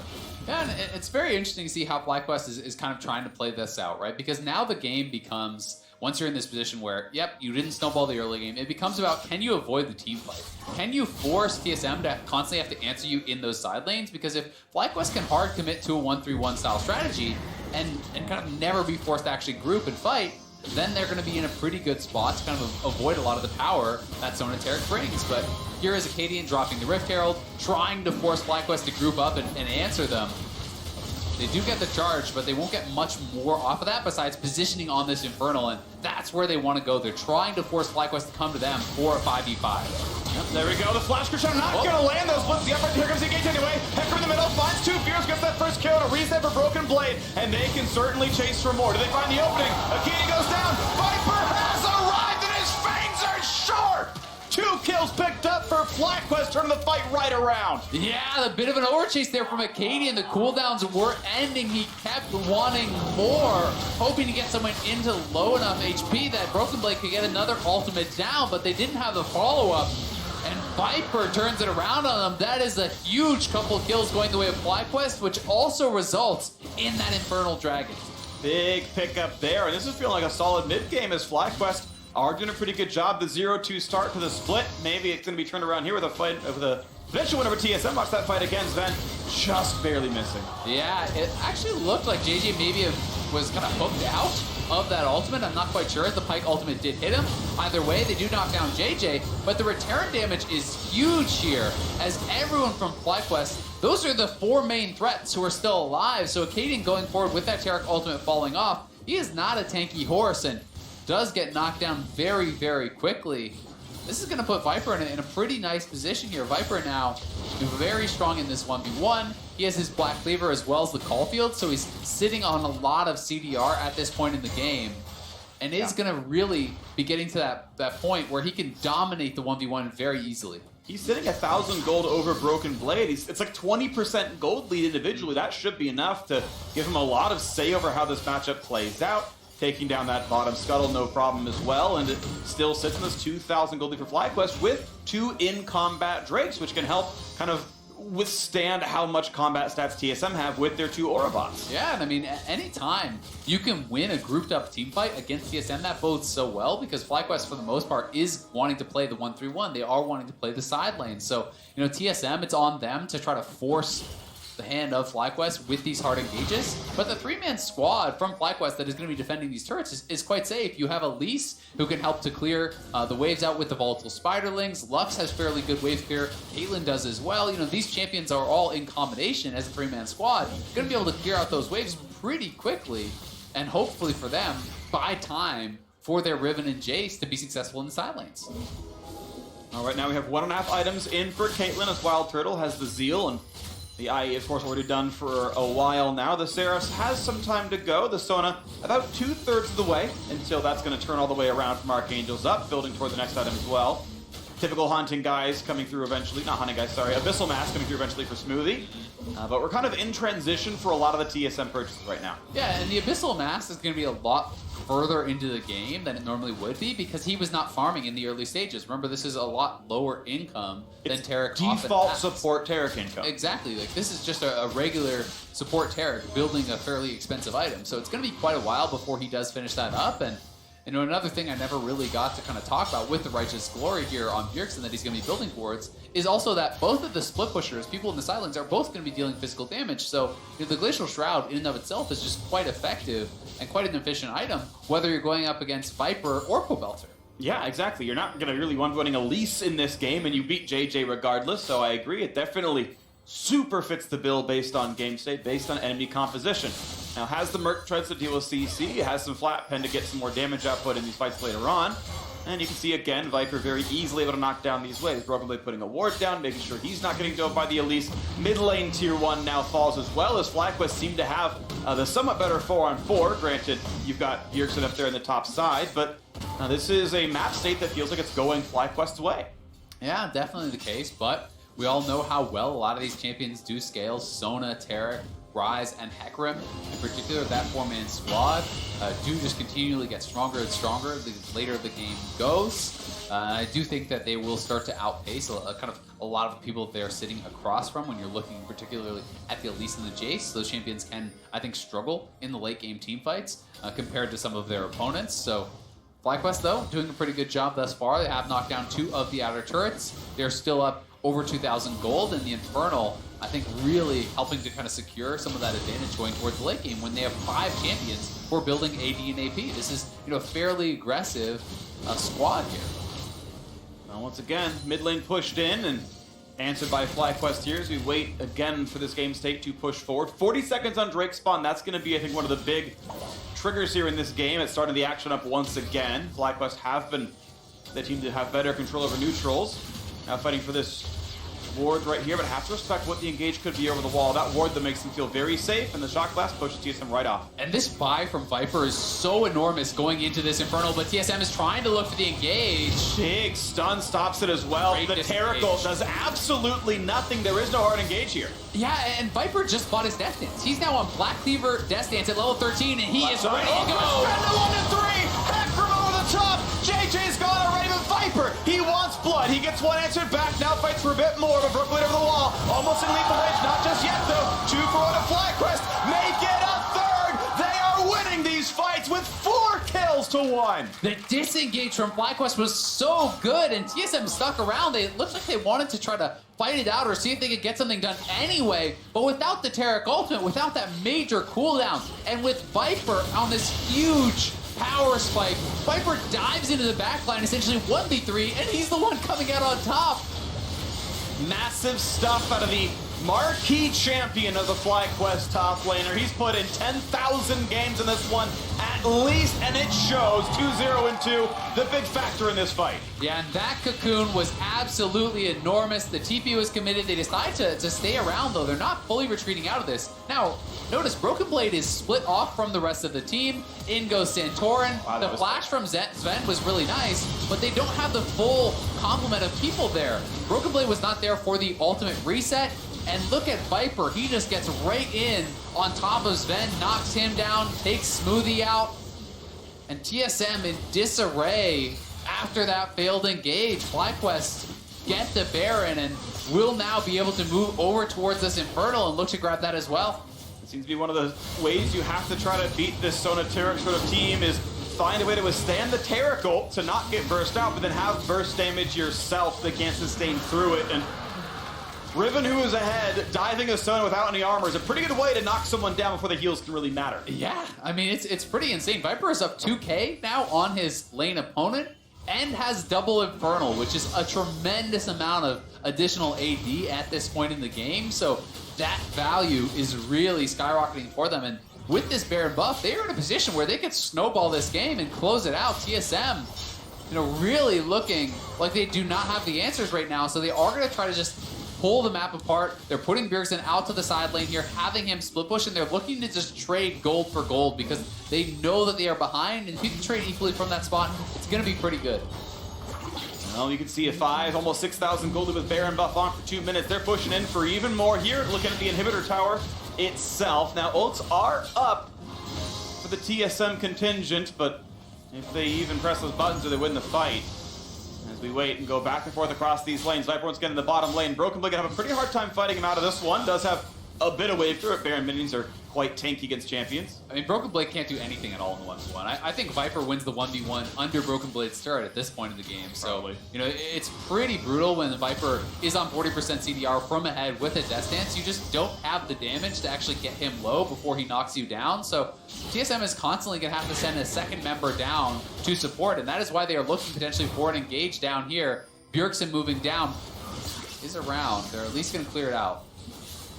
All right, minion wave cleared. He has backup from Bjergsen, and TSM are weathering the storm. There's only a minute left on this Baron buff, and That means 2 more rounds of this, but Inhibitor turret in the mid lane going to drop as Wild Turtle very safely in the back line just puts out the damage. Rapid Fire Cannon long since finished, and it means he can hit those turrets from very far away. Second deal in inventory as well as he puts the chops in. Inhibitor's dropping. And notice how they're playing on this trap line that Turtle has set up. There's 4 traps there that they're constantly dipping back to. That is very difficult for TSM to actually engage into. So with this great siege composition that they actually have from ahead, TSM is really, really struggling to hold on here. First Inhibitor is already down. There is still 20 more seconds on this Baron buff, and they could very likely take a second. Broken play, finds the pullback on Centaur, not the stun. They're gonna go for the play right now. Fear comes in, finds 2. The stun on top. Is this the fight that TSM needs? But Viper charges right back in. It's venomous. 4 kills, and the stopwatch stops the reset. So nothing comes through for Pyke. It's 4 for 0, and FlyQuest will wreak havoc. They will take out the TSM base, and a sub 25-minute victory. We said, could FlyQuest top of the top 3? Well, they will top of the finalists here. FlyQuest take down the Nexus and take down TSM. What an incredible game here from FlyQuest. Absolutely dismantling TSM, and Viper in particular popping off in these team fights on the Riven, really making it work here. FlyQuest have got to be feeling so good about that after the rough week 1 start, bouncing back, taking down TSM, one of that top 3 that so many people have been talking about. At the start of the summer split, Viper said, I want, when you think of FlyQuest, that you think of me first. And he was massive on this Riven. Got his pick for last, baited in the Pyke, said, I will play Riven in this matchup, I will smash. The early laning phase went equal, but the mid game was nothing but a one-sided affair. Huge in the team fights, dove the back line several times, single-handedly killing the Sona, maybe the Terragon, but afterwards, huge playmaker there, great TPs, lots of farm, lots of damage. Yeah, he played an incredible game, but you've got to say, from the side of TSM, they were not looking very coordinated with this hard engage style team. And when I look at that last fight, FlyQuest played great, but at the same time, Viper, is able to kind of capitalize on this because his backline is safe, because the Pyke just used all his abilities and then Hecarim hard engaged. So Broken Blade had no E, no Q, and no way to reach the backline to actually reset while they're in that Hecarim fear. So this was a very uncoordinated engage from TSM. Well, we got a lot for TSM to clean up. Then 1 and 2 is their record, but FlyQuest gets the win. We're going to send out a Pastry who's standing by with Viper. Thank you very much, Freak. I'm here with your favorite venomous top laner. It is Viper from FlyQuest. Rough first week. Has to feel pretty good winning that game on your signature Riven. Yeah, it was. First week was really rough for us. We all went hard on ourselves, so we put a lot of focus into this next upcoming week, and we got ourselves a win. And of course, playing against Pyke, which is the champion we haven't seen too much of in the top lane. Was there anything about that particular matchup or about Broken Blade, who's such an aggressive top laner, that you were considering after champion select? Yeah, I honestly didn't expect to get the Riven pick there, but I saw Pyke. They blinded Pyke, so it looked like a perfect Riven opportunity for me. And then I mentioned that I actually ran into you before the show, and you said you were very confident coming into today. Clearly, that was true here. Kind of what inspired that confidence here? This week of scrims went really, really well for us, I'd say. We focused a lot on our problems, and I felt a lot better than last week. Looked a lot better too. Viper, thank you very much, and congratulations on the win. We are going to throw it back to the State Farm analyst desk. Thank you very much, Pastry time. FlyQuest finding their first win of the split over TSM. Moving to 1 and 2, that is. But I think we have to talk about some of the champion select points, as we heard Viper's thoughts himself on the Riven into the Pyke. But before we even get to that matchup, TSM junglers. Last week, Acadian suffered the loss on Saturday. Grig took the win with a very similar composition on Sunday. Got the Hecarim in the jungle next to a Sona Taric, differing solo laners. But this time around, they decided to give Acadian the same opportunity with the Hecarim in the jungle, supported by the Sona Taric, but don't get the victory. Now, I don't believe that this was a game that you could say this was Acadian's difference with Grig. I think that TSM as a whole failed. As a unit, every time it came to a 5v5, which actually wasn't that many times, but it was just enough for FlyQuest to take the Baron, win these fights, and just snowball the game completely. So TSM needs to really look at themselves as a team and figure it out, because that's exactly what happened in their loss against TL as well. I think it was interesting that FlyQuest kind of gave him that exact same comp that they won with and said, we'll beat you at what you want to play. And it's a very, slow style. Sonateric, for the most part, is not a very aggressive composition that comes online later. And in the first half of the draft, when they had Jace, Lux, and Elise taken, I was like, I'm scared for FlyQuest. I love the FlyQuest draft. Yeah, the first half had me a little scared, but then when it later showed that it was a double flex to get that mismatch against the Pyke, I started loving what the draft was, even though it's not really a strong team comp per se. It's a lot of win lane, win game, and then hopefully the Riven can pop off. And they did that, and that's surprising because FlyQuest has always been a kind of middle-of-the-road team in terms of aggressiveness, in terms of combined kills per minute, in terms of team kills per deaths. And so I was scared that they couldn't pull this off, much the same way I was when they picked Pyke, they couldn't pull it off. And I was really nervous heading into this game for them. That's a beautiful anti-synergy there between Sven and Broken Blade Pyke, which still, it was not amazing. What was amazing was Viper's Riven. Every single time he gets his hand on this champion, it goes really well. And this is the fight that really broke the game wide open, because Broken Blade gets split off. TSM does not have Taric ultimate, and Santorin makes a great flash, but who makes this call to re-engage? That is Acadian right there. He goes for this play, and yes, you get JJ, but he's been dying by himself all game long. You didn't have to commit that much to do this, and so Broken Blade never quite joins the fight. Bjergsen only now is really starting to deal damage. Then they take one Baron This and the fight, game's though, over. from Viper, you talked about his prowess on Riven. Let's take a look here at the final fight of the game as FlyQuest is pushing in with Baron. Yeah, I mean, a lot of these fights that TSM lost were started on TSM's terms, and they're just not able to execute cleanly enough. Pobelter does a good job in the front, kind of buying space, so then when it's Viper's turn to step forward, he's absolutely able to crush this fight, and this is what, we wanted to see out of FlyQuest. This is a team that's actively addressing what they think the meta is and drafting towards it and adapting, because last week they take the Pyke top, they think it's strong.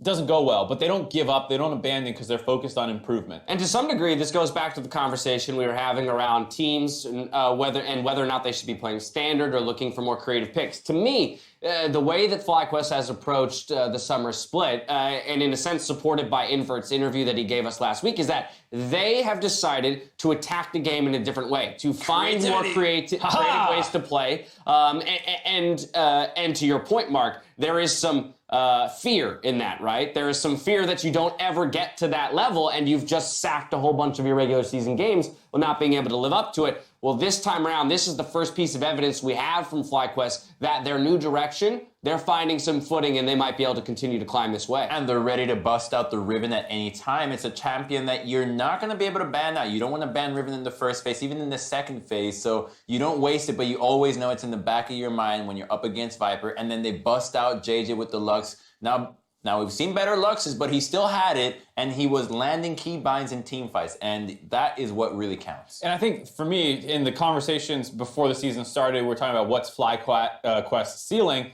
I was in the camp that was like, I think they're pretty close to it already. I think it was Azale I was talking to who took the other side. And it's like, well, Viper is their ceiling. Like, how high Viper goes is how high this team can go. And if you're starting to learn how to play more around him, and you're drafting in ways that allows him to flex things and get counter picks, and then be a more snowbally team, your ceiling can continue to rise with him, because not only is Viper improving with time in the league, but your team is starting to gel better with his play style. So I think in terms of how high this ceiling can go, it's really kind of on Viper to grow, because people like Pobelter and Wild Turtle, they're great, but they've been in the league for a really long time now. You have a guy with seemingly uncapped potential at this point, being supported by a lot of very steady guys across the map. You're looking at Santorin as well, who's been a long-time LCS jungler, professional jungler, who's able to support him. And I think, using Viper's kind of ceiling as the guiding light, let's shoot for that while the rest of us have some understanding of what to play, while still finding a unique pick here or there. It might be their recipe for success, and actually entering that conversation again for taking down one of the Titanic trio at the top. It's one of the best ways to build a team. You have 5 players, so instead of going 3 veterans and 2 rookies, you go 2 veterans and then 3 people that don't necessarily have to be rookies, but just are more mechanically gifted or just newer to the league that you want to train up, and just having those 2 voices in a game at all times really helps guide a player like Viper, who also has the luxury of having Santorin by his side, guiding him through what it was like for him to be a rookie that had a phenomenal start, and so that you make sure that you don't plateau and fall off right away, that he keeps riding that momentum upwards. A very solid victory out of FlyQuest here to snag their first one of the split crown. And Power of Evil, though, challenge one another after the break. And if you're curious as to how that matchup will play out, click by click, grab your subscription of ProView today, where you get player POVs and a multitude of stats to complement your viewing experience. Optic versus CLG takes place when we return. Oh, you're gonna rep that mic? Stand up, take off your shirt because it's annoying. Yeah, and then flex on them. Vine hits one. Etrick's on forbidden durability, but Jay's got some flash to him. And here comes the fear on top of Crescendo. Tarek stun lands as well. Here comes the reinforcements. Is it enough damage? Bonnie not going to land. There's a root onto the front line. Looking at killing one. Looking at a second. And JJ just gets blown down. The power of someday has blessed you. And they can certainly chase for more. Do they find the opening? Akini goes down. Viper has arrived and his fangs are sharp.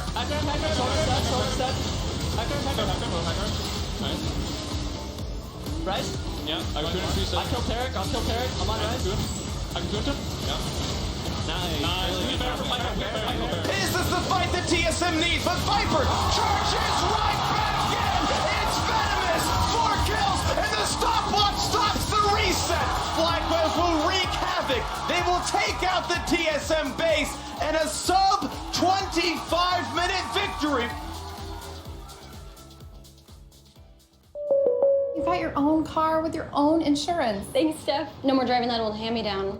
Surprise! No, I'm not gonna get a date in this. We had a lot of great dates in this car. No, ew.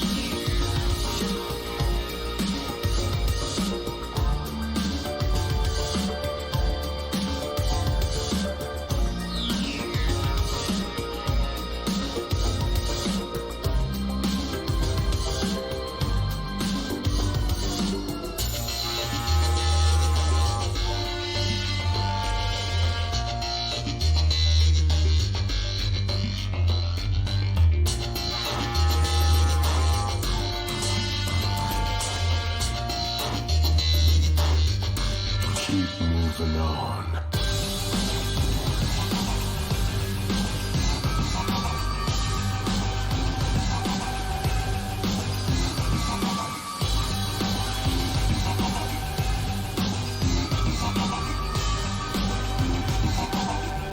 Keep moving on.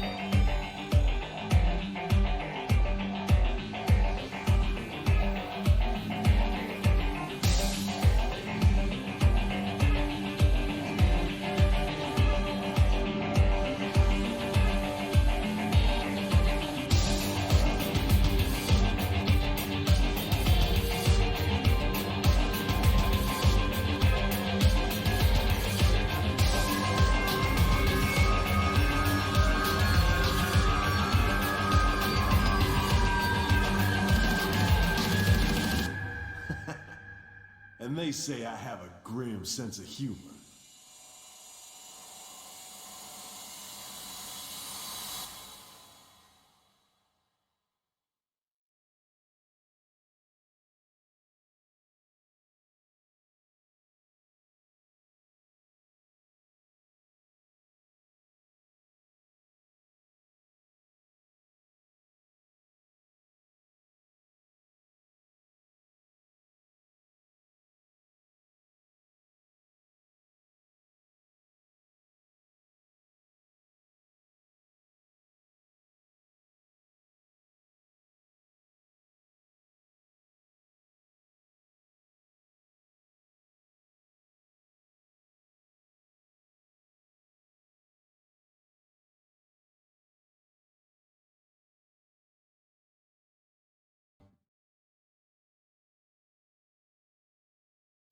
I guess my goal for summer is just to be hopefully considered a good team again. I think CLG has kind of been like down in the dumps for a while now, and definitely doesn't feel great to be a part of that. And yeah, I guess I just kind of feel like irrelevant. But yeah, I'm hoping to become a good team again, and I think that we definitely have the potential to. And yeah, just kind of reestablish ourselves. Stixxay, the last remaining member on CLG from that MSI Finals run back in, I think it was 2016. And yeah, I actually agree with the sentiment where they were the back-to-back champions. They had, to date then, the best NA performance at a national event ever. And slowly but surely, CLG has been unfortunately letting their fans down for a while, hoping this is going to be the good run this summer split. And of course, welcome back. It is time for Optic Gaming versus Counter Logic Gaming. And we're going to turn right to the starting rosters. Selecting blue side has been Optic Gaming with their top laner Dokla, jungler Meteos, mid laner Crown, bot lane Arrow with support Zig, and coach Zabutin. Sorry, support Big. That's true. And squaring off against them on the red side, it's Counter Logic Gaming. In the top lane, Ruin. In the jungle, Wiggly. Mid laner, Power of Evil. Bot and support, Stixxay and Biofrost with Coach Will. So it's going to be an exciting one here. Ruin debuted for CLG last week and had a solid premiere, but eyes will still be set on how this team gels week to week. Yeah, exactly. Ruin, if you didn't know this guy, he was known for his split push. That is how he won games in the TCL. That is how he won games in play-in. And will CLG commit to that split push, or are they going to try to play more of a standard teamfight style that they played often with Darshan? Wiggly and Ruin, I think, did work well together last week, but there's still room to grow and want to see if they can really bring this team to new heights. We'll see if they can do it right here, see if they can make playoffs and go beyond then. Of course, they are challenging a team that seems quite defined now in their summer split. Playstyle, Crown creates pressure on one side of the map. Meteos and the rest of the crew respond accordingly. Yeah, exactly. I mean, it wasn't exclusively split pushers, but that's what they were doing either way. It was about Crown in the side lane, though, which I think is the big change from Spring. Oftentimes when they were doing these crazy split push, base trade type scenarios, it was all about Dokla playing that sort of style. Now we had Crown playing TF, and then Vladimir, he was the one trying to take down those turrets in the side lane, committing to that. And time will tell kind of how sustainable it is, because if you are just that one-trick pony, if you are going to play that one style as a team, teams may be able to kind of adapt to that. But both of their games did end with essentially their sole laners in a side lane trying to end the game, and Meteos and the rest of the squad trying to stop the team from basing. And that had worked out pretty well for them, so we are going to be hitting the Rift in just a moment. Champion Select about to begin. And we are once again in 9.11. The current live patch, we play solo queue at home right now. And this is what people are playing on right now. 1-1 on the scoreboards here as we look for what's going to be coming through this game. Sona dropped off Aatrox just the same. So no Sona Taric going to be coming through. Yuumi taken off the table as well, remaining at that 100% presence. Still just seen it the one time from Biofrost, but that was enough. For no one would want to see it again, pretty much, in these pro games, as it was very, very impressive in that match. Waiting to see what else comes through. Yeah, we'll see if anyone ever does pick Yuumi back up, if it's ever allowed around. But, we'll wait to see when the last time CLG did something aggressive. Of course, they're one of the teams that would have been probably willing to let Optic play Sona themselves, as they were trying to counter pick it back last week against TSM. It's Optic throwing lots of support bans at Biofrost. And the Yuumi discussion is pretty interesting because I do tend to think you can still play a lot of hard engage stuff into it. You know, Leona and Nautilus and these types of champions. We even, I believe, saw earlier today in LAC, Poppy played against it. The W can actually block Yuumi from jumping back and forth off of people. You can get stunned with that because it is a dash. So certainly the potential to shut down some of the playmaking that Yuumi has as a result of that. But the rest of the draft has been focused on the flex picks, on shutting them down. Jace is still up on the table, so is Aurelia. Likely going to see one of those banned out, but it does leave some of the kind of high priority junglers, and it also could be an option where they don't go for either and then look to perhaps trade those kind of power picks. Definitely could be the case here. So first pick comes in, Optic. They are 2-0. Those wins last week were against 100 Thieves and Clutch Gaming, two of the other teams that were bottom of the table, and unfortunately for them still are. CLG was the other team alongside Optic that missed playoffs last time around. So what I'm curious to see, though, is with playstyle improvements, how high can Optic go? Can they take down CLG? Can they, not sort of take care of business against some of the bottom teams from Spring Split, like they have been able to do in that previous split themselves? And then from there, their remaining opponents are going to be playoff teams. And can they tune up enough to then start challenging those squads? And I think that's really exciting for Optic because they didn't make any roster changes coming into summer, right? For them, it is about refining what they already had, about being more together on the same page. I think oftentimes they had a lot of strategies that made sense, that the drafts made sense, trying these split push styles, but they didn't always then execute on what that sort of strategy would require. When they were going for split push, they weren't always getting vision for the split pusher, they weren't always ganking for the split pusher, and that is kind of what I'm trying to track here for Optic is not can your strategies make sense, but can you then kind of follow up on the steps which are required of that strategy.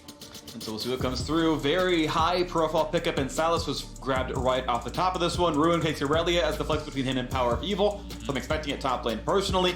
And Xayah can allow for a very easy recon segue to round out the first half of the draft. Optic gonna grab cream of the crop picks for them, as there's still Jace up if you want it. If you want to take both solos very, very early on. They've taken the best jungler they think is in the game, and I'm curious how much they think, okay, CLG's always going recon, or how much they are worried about something getting counterpicked for the next ban phase. Yeah, there is that concern, but I don't tend to think that taking recon away from the Xayah really works as well. No, I think that's recon, not important. Generally isn't going to be as successful there. Sivir certainly can be a pretty decent answer into it if they do elect to go that route. We will see CLG, though, if they grab the recon here, have the opportunity to ban on some of the good support answers, things along the lines of Morgana even, but they aren't going to grab the recon. They are going to elect to actually prioritize their jungle here thus far, so it is Wiggly grabbing his Jarvan, and he will be going up against Meteos on set 20, who had a fantastic week one. Meteos only had 2 deaths across the 2 games, and one of those was executing to a turret as they were winning the game. So certainly performed incredibly well, and we'll see how Wiggly, who also had a very strong week one, in particular, in their win, he was very dominant against 100 Thieves, was really pushing amazing around the map, so we'll see if he can kind of replicate some of that success. So high profile, engaged jungle picks grab CLG. More important to them that they get that engaged jungler than they actually pair up the duo down there. Still, the Jace ban comes in. Keep in mind, CLG do get first dibs on a pick as this ban phase winds down. Both teams need a support and a solo lane, actually, as it stands. So CLG gets the better of that one, and we'll see. There's the recon ban we expect out of Optic. CLG, one more thing they can remove, and then we'll kind of figure out what they want to take for themselves. I'm expecting CLG to grab first dibs on support and then counterpick the last solo, but we'll see. Yeah, I think that would make a lot of sense unless they have a really kind of a support pick that is contingent upon the rest of the draft. Sure. Sometimes you have something that you think, okay, it's really good, but only if they don't have X, and then you will see people save that support pick.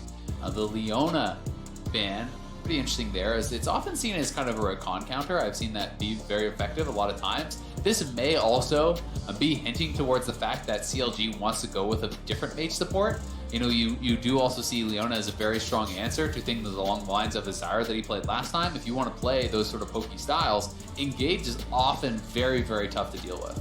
Well, a lot of the enchanters are gone right now as they hover the Aatrox. Sorry, not Aatrox, Alistair here. But yeah, with so many of them gone, it's going to be Lux now picked up. Again, we're still assuming Aftershock most likely, but it is going to be another long range of support down there. Yeah, I think that makes a lot of sense based on Leona Bin. This is another one of those pokey style supports who does want to have range, who does want to kind of dictate the pace of that lane. I do think though, if Big is comfortable playing it, that Morgana can still be a good answer. You can also look for other hard engage answers. Thresh certainly is an option if they wanted to go for that route. Poppy works very well into both Jarvan and Aurelia, so you could take this for your top lane here, give that to Dokla. He played it last week as well. Being able to block a lot of the dashes there, that is where so much of Aurelia's power is actually diving back and forth through these minion waves and being able to use those resets in a team fight. Poppy can shut down a lot of what Aurelia wants to do. Definitely agreed. It means that we're pretty much guaranteed now that Crown is playing Silas here in the mid lane, and CLG have to plan around that pick now as Thresh comes in for Big. If you're rooted, you can't take a Lantern, but if you can click it in time to get away, you can do that. And now it's time for CLG's final pick. They could always move Lux mid and do something a bit more crazy with that, but that seems a bit less likely. Regardless, though, we'll see what they want to do to round out the composition. What's their mid lane going to be? Is it the Lux move? Is it a different pick? What do they want to do? Of course, Aurelia can go there as well. They can take a Poppy counter pick, which Vladimir would be very good into, and that's what it more looks like there. Aurelia versus Silas in mid. Vladimir beating up a tank and farming it in the top lane. Yeah, very likely will be that sort of strategy, but we did say that last week. I remember when Crown actually did play Vladimir, I was like, oh, it's going to go up into the tank at the top lane, and they just decided not to do that, so it isn't guaranteed, but does look like it will be the result.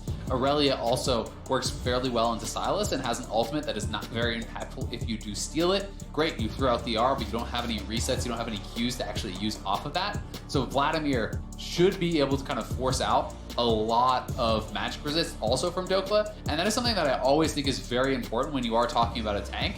If you are a different type of damage as a top laner than the rest of your team, being able to force out a Spectre's Cowl or an Adaptive Helm and Mercury Treads and these sorts of things early on Dokla means that when he gets to the team fight, guess what? Xayah, Aurelia, J4, all physical damage, and you are going to be less prepared for that reality when you get to that team fight. Definitely important. We'll see what comes through into this game. If the itemization can make it happen, if the macro is going to work as well. Optic Gaming 2-0, a good start to the split. Now facing off against Counter Logic Gaming with their new changes. A new top laner imported in, replacing Darshan, who had been their longest standing member. And we'll see if they can get themselves back into playoff form. A tough fight against TSM was their most recent loss, hoping that beating Optic can be the thing for them. Players getting ready to go, loading up onto the Rift. We are ready to go into this one, Optic versus CLG. This is going to be a really exciting one because this does feel like it's CLG that's more set up for that split push. It is Optic who's more looking for that team fight.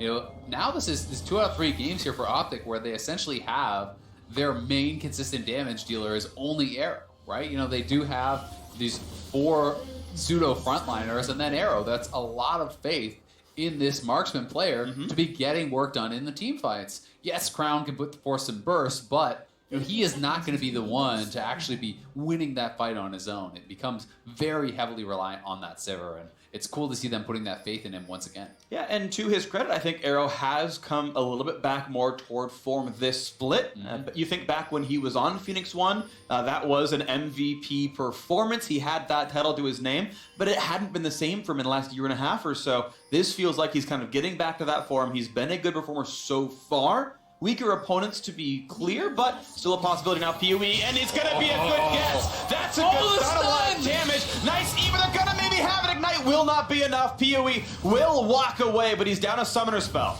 Yeah, that stun, though, was critical from PoE.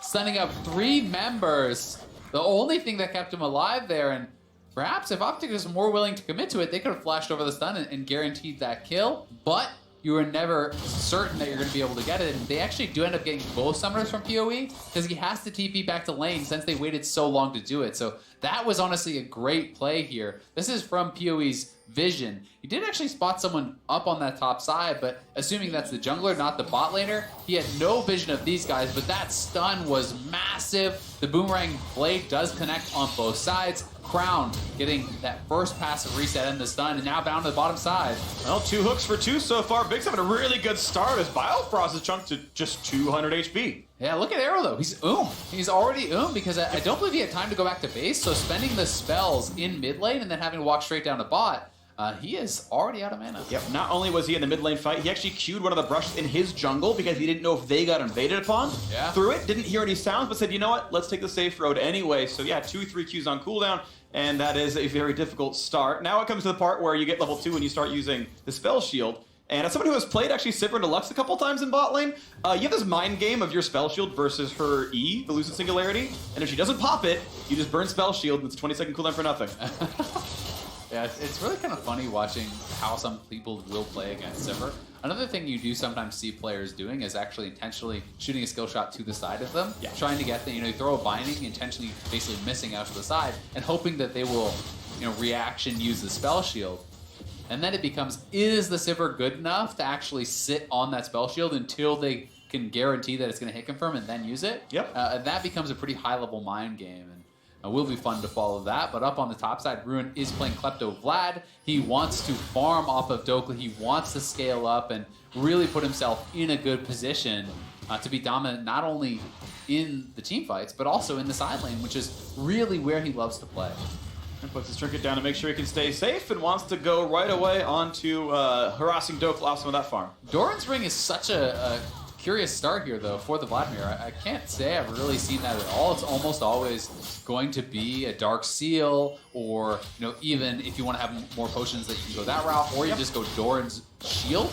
But this is allowing him to have multiple potions at the start, unlike the Doran's Shield, and it's still quite a bit of AP. Yeah, it's nice because it's AP and the health then becomes more AP, which is pretty good, and it's the 5 on hit damage. And Vladimir's auto attacking on minions is pretty crap, so getting the extra 5 is helpful. So it's very much my laning phase is better, and especially when Poppy doesn't hit you, it is probably the best aggressive laning item you could get.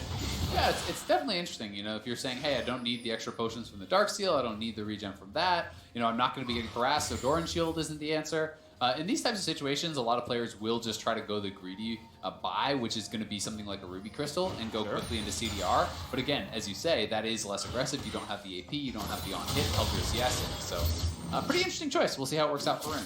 Definitely interesting. We'll see. There's certainly logic in it, and we now watch as the mid lane comes through again. Temporary farm lead for Power View, but his minion wave is bigger. Big trade comes in there, but can't get a return auto attack onto Crown, who is waiting. And wave clearing. Good stun. And actually, Crown, taking a lot of damage to that one. Kingslayer gets the health back up, and over the wall he goes. What a flash! Oh, that was beautiful! PoE finds the kill, and his health bar is big enough! A solo kill in a 1v2! That was incredible from PoE. Meteos even committing the flash to bail Crown out, but Crown goes down regardless and blows his own summoner. This is a no summoner mid laner who just got a kill in a 1v2 for first blood. Oh my, but now that's going to be a play in the front line. A lot of damage and a big flash away, but Quigley's here. Flashes in, guarantees it, finds the first knockup. Now a slow on an arrow. Spell shield not going to hit much of anything, actually. Still running away, will stay alive, but quickly 2 kills on the board for CLG. Yeah, that is really big. And you can see Power of Evil. Looks like he wants to go Wit's End. So he actually does grab the early recurve bow. This very likely will mean he is going to be going hardcore for the split push. Here is the pro view replay. Hits the stun for the reset. Does go in, getting him very low. Careful to not overextend. But there is the flash. It's just too little too late. He goes down despite flashing out, and Power of Evil able to walk away, but no. Oh my. Just as her singing his praise, and he gets solo killed, and his TP still on cooldown from level 1, so despite the solo kill there, this actually may end up putting him behind. Look at how many minions he's losing. He's going to be falling way down in experience, and that is the punishment for that level 1 play. Definitely coming up big here, so gonna get to watch it one more time. PoE trying to go in here, did hit the stun, but Crown plus the minions. He's 6 first? Yeah, he's 6 first because of that minion advantage. Despite the dodge on the stun, just doesn't matter. Power of Evil didn't have a minion to get out, and the ultimate slow was more than enough. Wow, okay, well, good pickup there, and we're back onto the map with a 500 gold difference. CLG knocking down some wards, and this mid lane is 9 CS apart, and Wit's End's good, but Armguard's stacking up already. I mean, that's gotta feel so bad for PoE, honestly. He just kind of threw the lane a little bit there. He was in such a good spot. And when you go aggressive in the face of a big wave, not only will you take all the damage from the wave, but if you mess up, if you die like you did there, well, you lose all that experience, you lose all that gold. He very likely could have just farmed out the wave, hit level 6, and then won an all in. Yeah, maybe so, but, he got that kill. He's like, all right, I have money. Feeling himself has better items, you know? It's like, well, it worked last time, so what could go wrong this one around? And, well, now Mina's going for a red buff steal, but he's in the face of 2 opponents. The ward lets him know that. Still a possibility. Okay, no longer is. Doesn't even hit the blast. I feel like he should disguise Bloom, but whatever, walks away. Wants to be safe against Wiggly as he's on top of ward, so he leaves that one up too. Dokla knocks down a cannon minion, and it's 46-61 in CS. You mentioned the Spectre's Cowl. That's in inventory right now. The Doran Shield helping that as well, and not too bad for this Poppy. Yep. I think it's probably expected how this matchup goes. Yeah, fairly expected, but it just kind of gets worse. You know, the early levels aren't actually the horrible part against Vladimir. It's generally once you have CDR items, which Rune now has, plus level 9, that's where it starts to get really oppressive, and you'll see Rune fall into this kind of pattern of when Poppy is farming melee minions, you're auto-attacking the turret. Then when Poppy is going for the range minions is when you're actually auto-attacking the Poppy and proccing the Klepto, and you just kind of rinse and repeat because you're always going to have the shove, so he's going to push him in, harass the turret, and when he tries to grab those range minions, he's going to be autoing and just stacking Klepto gold. Yep, 290 gold from Kleptomancy a couple seconds ago when I checked. So that's a pretty good early start. His overall gold is 3k, so it's a 10% gold increase, which is, yeah, that sounds solid. Pretty good opening there. 700 gold still CLG's lead as the squad is up a kill. Bot lane farm almost equal. Mid lane actually going Crown's way after that most recent skirmish. Yeah, and it can feel so helpless when you're like, well, maybe I should try to trade with the Vladimir, and then you look at his inventory and he has 5 potions. No. It's like, no, I guess we'll just sit here. Hopefully the team will do something. Good hit from Dokla, and he does a bit here, but yeah, Ruin there. Okay, queued back some health. Now he's level 8. Level 9 is a really scary one. Yeah, and I mean, mostly you're actually trading with Poppy's mana bar. You're unlikely to be able to actually kill him at this point of the game, but again, he works on the melee minions, you work on the turret, he walks up for the range minions, and he will auto-attack to proc the Klepto gold. You just rinse and repeat this over and over. Dokla needs to spend mana to help blast it under that turret. Vladimir does not, and we'll have to see if they can make things happen elsewhere, because you know, mid lane going very well for Crown, so that is looking nice for them, and he's going to look for Wiggly. Yeah, big damage there. Grabs the Cataclysm in case he can use it for something else, as bottom scuttle is grabbed without issue from Meteos here. And this is still a pretty tight game, waiting for what can happen. Both these teams missing playoffs last time around. Might have what it takes to make it in this time, though. Yeah, both of them missing it pretty narrowly. You know, it wasn't a huge gap. We did actually see both 5 and 6 who made playoffs were under 500, right? You know, these were not teams that were massively ahead.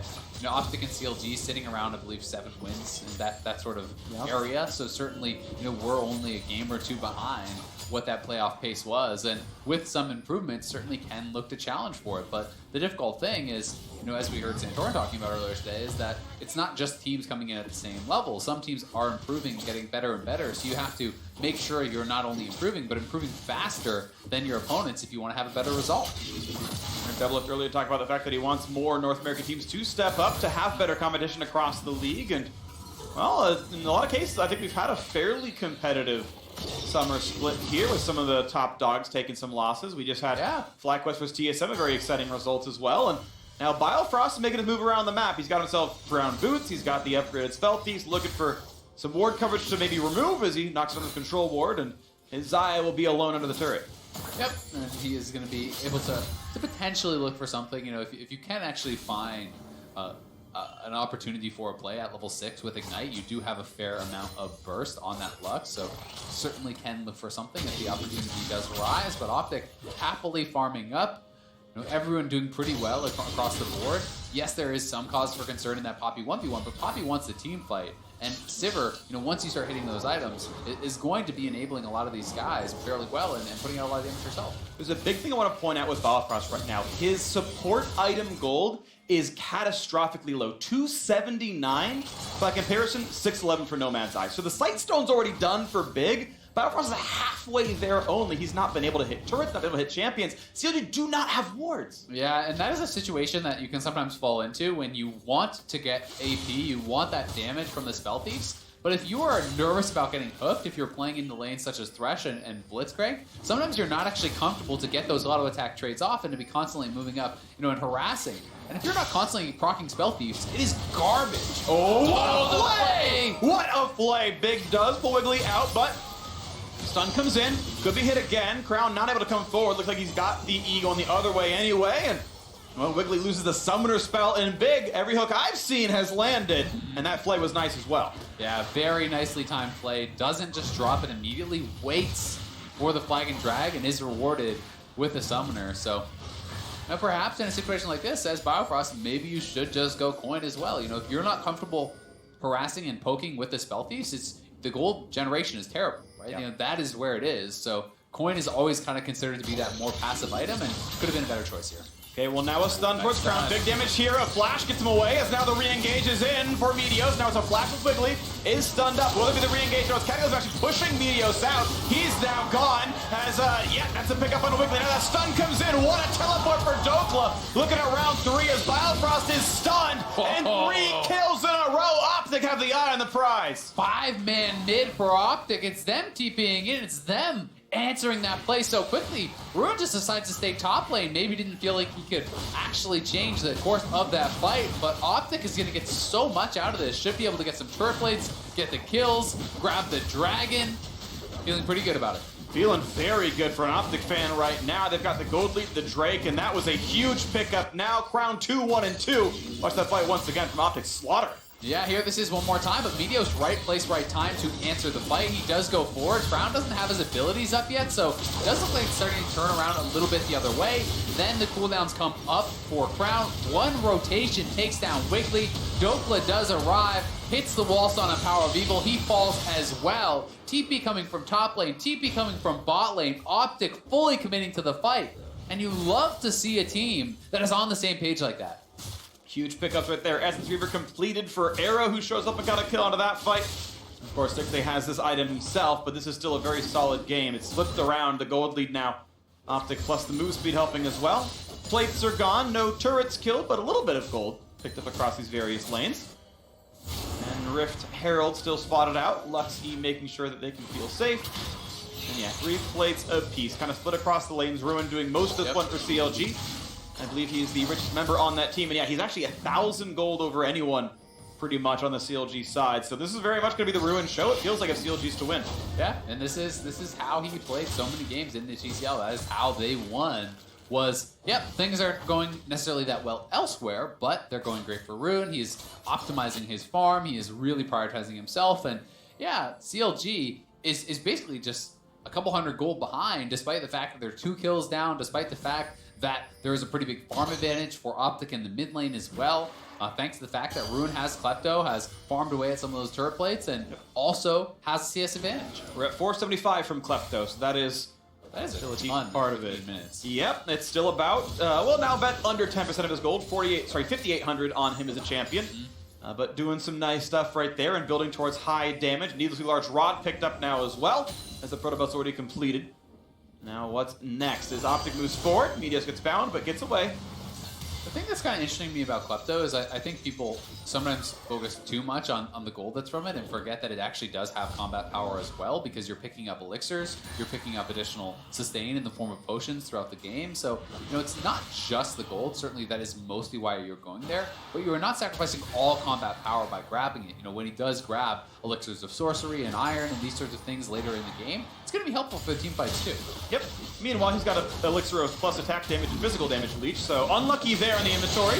But in general, you're going to be hitting with autos with cut though, freak. Woo! 15 hits. All right, well, it's something at the very least. Regardless, that is another objective going Optic's way. They still are in the driver's seat in this mid game. Wiggly, though, able to answer the bottom side with this potential red buff steal. Some movement around for Dokla, but really only spotting. Is he on Krugs? No? Okay, maybe I'm fine. But still, you know, feels endangered. Sort of, it's like Millhouse on the bus. I don't know if it's Millhouse or not. I forget, but that's the meme. I'm in danger, he chuckles. And when you have to explain it that much is when you just give up. Thank you, Arthur. Who just swivel your head, freak. Just stop. I'm already behind. No more words. You're on take it away. All right, so we can look over to the top side. You can clearly see where Optic was kind of prioritizing this vision over in this quadrant of the map. They actually had 4 control wards in this area. They just now replaced 1 on the bottom side. So that was certainly to try to get that Rift Herald. They have been rewarded with that. And you can see, through that vision placement, that was the plan. So now you get to kind of track what can Meteos get done with this. First turret is still on the table. Yes, the turret plates are gone, but you still want to see them at least cash in on that first turret on the back of perhaps a kill into a turret, or even just grouping and trying to force a play. Well, a couple of good power spikes are coming through on the CLG side. Wits End long done. Merc Tread should help really get away from things like Sejuani and this Thresh. Almost to that second item here is Ruin as well. Death Cap is such a massive power spike when it comes through, and you can single-handedly win a team fight with that kind of stuff. The magic resist options are quite limited on the Optic side, being the only mage in the team. Keep in mind, support Lux is a WMAX champion. I know in solo queue, they're all maxing E and Q and trying to be like the hyper carry mage. In pro play, you max the shield, the ability is nuts. Think of Biofrost more like a Soraka or maybe a Nami than Brand, and that's going to be more accurate to what's going to be happening in the team fights. Yeah, I mean, especially the return on the shield. So the pass-through right now on the way out is essentially shielding for 103. On the way back, it's shielding for over 200. So it's so effective if you are accurate and hitting multiple members. If you hit 5 people, just the return shield is 1k of shielding for a team fight. But here is Optic grouping up with that Rift Herald, that they will get the first turret. But they don't get first turret gold. Arrow was closest and wasn't even in range, so 50 gold apiece, 250 total for that turret pickup. The rest of them going to be worth actually more, as Crown is soloing the bottom lane without issue. And it's still going to be gold in the pocket. It's still more money for Optic. It's still advantages for them, as they're now opening up on this Mountain Drake as well. Yeah, and we've seen how much Crown wants this split push, in these previous games of the season. Sylas is someone with access to the turret who can really get a lot of damage done, because your passive does work on those turrets, so you can constantly be proccing that passive on it, getting the additional damage down. And it'll be interesting to see what CLG's game plan is here. Are they just going to forever commit to that split push? Because, yes, Wits End is great in a 1v1 against Sylas, but you have not really any health besides that Ruby Crystal. You're no armor at all. You're very squishy when you're going up against someone potentially like Arrow. So if you do get locked down whatsoever, you can get burst out very easily. And he's now going in towards that Triforce. So anything like Asterix that helps you have that team fight survivability is very, very far off. And he's spotted. There's a bit of damage right there, and a big tackle, actually, a lot of damage in Ruin. He's in danger now, trying to run away, still slow. Dokla, nice point-blank stun, and here comes the rest of the squad. Long-range stun is answered now here, but Ruin might be tackled. That is some well-played fights, and Dokla picking up a kill in the top lane. Revenge for 19 minutes of laning against Vladimir.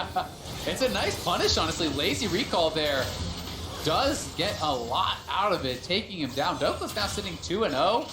Ruin, though, critically, Death Cap complete on that.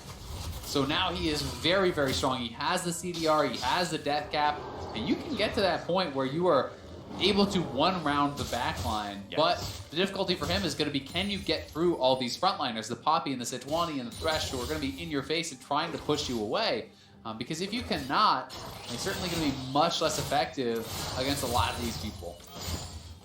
Random skill, other things to point out. Pro play Jarvan has moved off of WMAX second after the most recent round of nerfs, so it's more attack speed to the squad instead, with your flag going up there as your second most important priority. Even with Cinder Hulk Jarvan, it is over there now. So the champion is overall less tanky, but it's actually going to be more supportive in terms of giving 6-8 damage output, especially for the builds that Zayas tend to go, which is only 1 Zeal. The attack speed is actually pretty valuable there. Yeah, it makes a lot of sense. And when you're adding that in combination with kind of all of the Lux shielding, those are things that are kind of some of that hidden power, which really can make a huge difference in a team fight, but don't necessarily really show themselves obviously in why you won the fight and why you lost the fight. And definitely something to keep in mind. But so far, a fairly slow-paced game, and it is Crown knocking down another turret out to the side lane. He has a significant gold advantage here over PoE. He's up nearly 60 CS at this point in the game, and certainly PoE is having to kind of give over that priority. Yeah, thanks to his turret kills, he's even about 1,000 gold over the Vladimir as well, so he is peerless on the Rift right now. Level 14 is higher than everyone as well. 2 over the mid lane, as you mentioned. Still 1 over Ruin, and now Wiggly caught up by another hook, and the plays just keep being perfect, but the flash might get him to safety. Some more slows coming in, now maybe a re-engage. The Lux Ult's a bit better on the one side. He's got ability power in his mix, but it's still Optic able to walk away, staying alive. All the health bars healthy enough no kills. Yeah, Optic able to walk away there. It was a really nice engage. They at least got the stopwatch off J4, which is a huge playmaking tool. They get the flash off J4 as well. So his team fight is going to be a lot weaker as a result. And Big has been on point with those plays. That's twice now this game, playing the Jarvan out of that. And again, Ruin not making any motions to look to join the fight. He wants to be in the side lane. He wants to have Poppy only answering him. Slowly working forward and forward. 2 major completed items, still stacking up gold to go for the third. 1,000 in inventory, and it still, to me, is about Ruin versus most of the rest of Optic now. As they're once again, it's Optic playing up inside this jungle, looking with the aggressive control ward, looking to maybe knock down a red buff, but that's not around just yet. Instead, it is this bottom outer turret falling. CLG only within 1 in this one. Optic knocking down all the outer. CLG have yet to crack mid. Now an engage potentially for Wiggly. Nice jukes by Crown, getting away from the roots though. They're gonna walk away cleanly. Has another Irelia ult to his name. Yeah, and a bit of damage. As he hits 16, that is going to be where you can really start stealing a lot of the ultimates. It does become such a low cooldown at that point in the game, and Wiggly just getting pushed out of his jungle over and over. Ruin is the strongest member on CLG, and if he is not up here, Optic feels very comfortable to be moving around in the CLG jungle, trying to take away this vision, because that area in the jungle is really where you have to be to actually get access to the Baron Pit. You know, if you cannot walk in and get in here and get in here and get vision around that Baron Pit, you have no idea whether or not Optic is even starting it. This is a good look for Optic though. They're having a good start to their split, taking out, or at least facing, the other non-playoff teams and finding a stun now. Hard engage towards Wiggly. This time he will drop, and Crown is on a killing spree. Look how low Biofrost is. There could be a re-engage, they can find it, but it's just over the wall, and that Fog of War is so deadly for CLG. Yeah, and that is the payoff. They finally are able to get that pick. No vision for CLG for so long, and if you use the flag to check the brush as Wiggly, well then now you have no escape, and eventually they are able to get that pick there. Now on the Baron, Ruin is going to be forced to get over here, so 3 members of CLG in the area, but they have no jungler. This should be Optics. It would be a miracle if CLG stolen. It won't come through. A well-timed smite. Meteos picks it up, and Optic massively ahead now, poised to be a 3-0 team. Yeah, Optic looking really, really good. Credit to them for how they're playing in this mid-game stage around the Baron. Their vision has been very, very good. They realize that they are so much stronger at this point in the game if Ruin is not there. And now that Ruin has given over this advantage and he has kind of been prioritizing himself and not been able to really extend it, I don't know how well CLG is going to be able to hold on in a straight-up siege, because at this point, you have IE Essence Reaver, Arrow's getting really strong, you have these 4 members for the front line that are very tanky and are going to be sped up by the Sivir ultimate. Their 5v5 is nuts. Really is incredibly strong right here, and we'll see when the siege actually comes in earnest. Yeah, they're not going for the mid lane right now. They're going to let that one get cleared away. As Silas pushing the top side. Exactly. They're just allowing Crown to have that time. If no one answers him, he's just going to take the turret for free. But Ruin on this pink ward is really what this is all about. If Optic overcommits and tries to walk up and start hitting that turret, Ruin is going to come, but he has not been showing on the map for a long time, so Optic should be aware of this possibility, and that is why they're cheating to the top side of the map. You can see where Arrow and Big are moving. They're just moving in that top side jungle, farming it out. Until someone else answers Crown, you should not be doing anything as the 4-man squad. And CLG tried. Stixay played really far up. He was in 300 range of videos saying, come on, press Q on me, throw your ult out, start engaging on this, and wouldn't bite. Optic did play it safely. The top lane turret fell. No one for the engage. But they're hoping that they can force Optic to bite and the flank can come through. But there's just no reason. Ruin's been missing on the map for like a minute at least. I just see no reason why you should ever put yourself in that spot. Well, they're going to find the hook, though. Damage on a Wiggly, looking for the attack right here. Over into the back line. It's kill after kill. Crown's got 2 already, hopping for a little bit more. As now Ruin is in the mix. He's going to drop for a 3rd. Make it it's 4 kills overall. Pee-wee, the only one left alive, trying to run away from a hook. But this is Optic walking all over the CLG base. Yeah, and they could potentially get a couple inhibitors here. The respawn timers are pretty low, so I don't think they can end the game. But with the Baron buff, this is likely going to be 2 inhibitors. We'll see if they want to try to push for the end. Crown is in that top side, so doesn't feel like they're electing to go for it just yet. The pings are onto the top inhibitor. And the body language is at least aggressive as the mid inhib drops. The top inhibitor going to lose its turret, and you've still got 15 seconds on the Vladimir. That's how much time they're willing to spend inside this base. A quick Lux ult steal is going to be nice. There goes the second inhibitor, and now with 3 seconds or 5 on Vladimir, is there a fight? Pee-wee walks forward, but no, that's a nice stop there. Poppy W gets Wiggly out of there, and it's safe recalls for Optic. Yeah, and I mean, PoE was getting so low there, and this was just such an obvious play for CLG. I respect the attempt on the Vladimir flank, but then they just stayed there for like another minute, another 2 minutes. When it comes in, Meteos is waiting. He knows where he's gonna be. He's there to body block the Vladimir. By the time Vladimir is involved in the fight at all, 3 members are already dead on the side of CLG, so that was not the best attempt from CLG. They are easily handled by Optic, and now everything has fallen apart for them. 2 inhibitors already down. Optic is out on the map, likely just going to grab this dragon and then look to try to close things out. Look at Crown. He is absurdly ahead at this point in the game. His death cap is complete. He already has, 3 full items plus pieces of another, compared to just the 2 items there on Power of Evil. He is level 17 compared to 14. A 3-level advantage is absurd.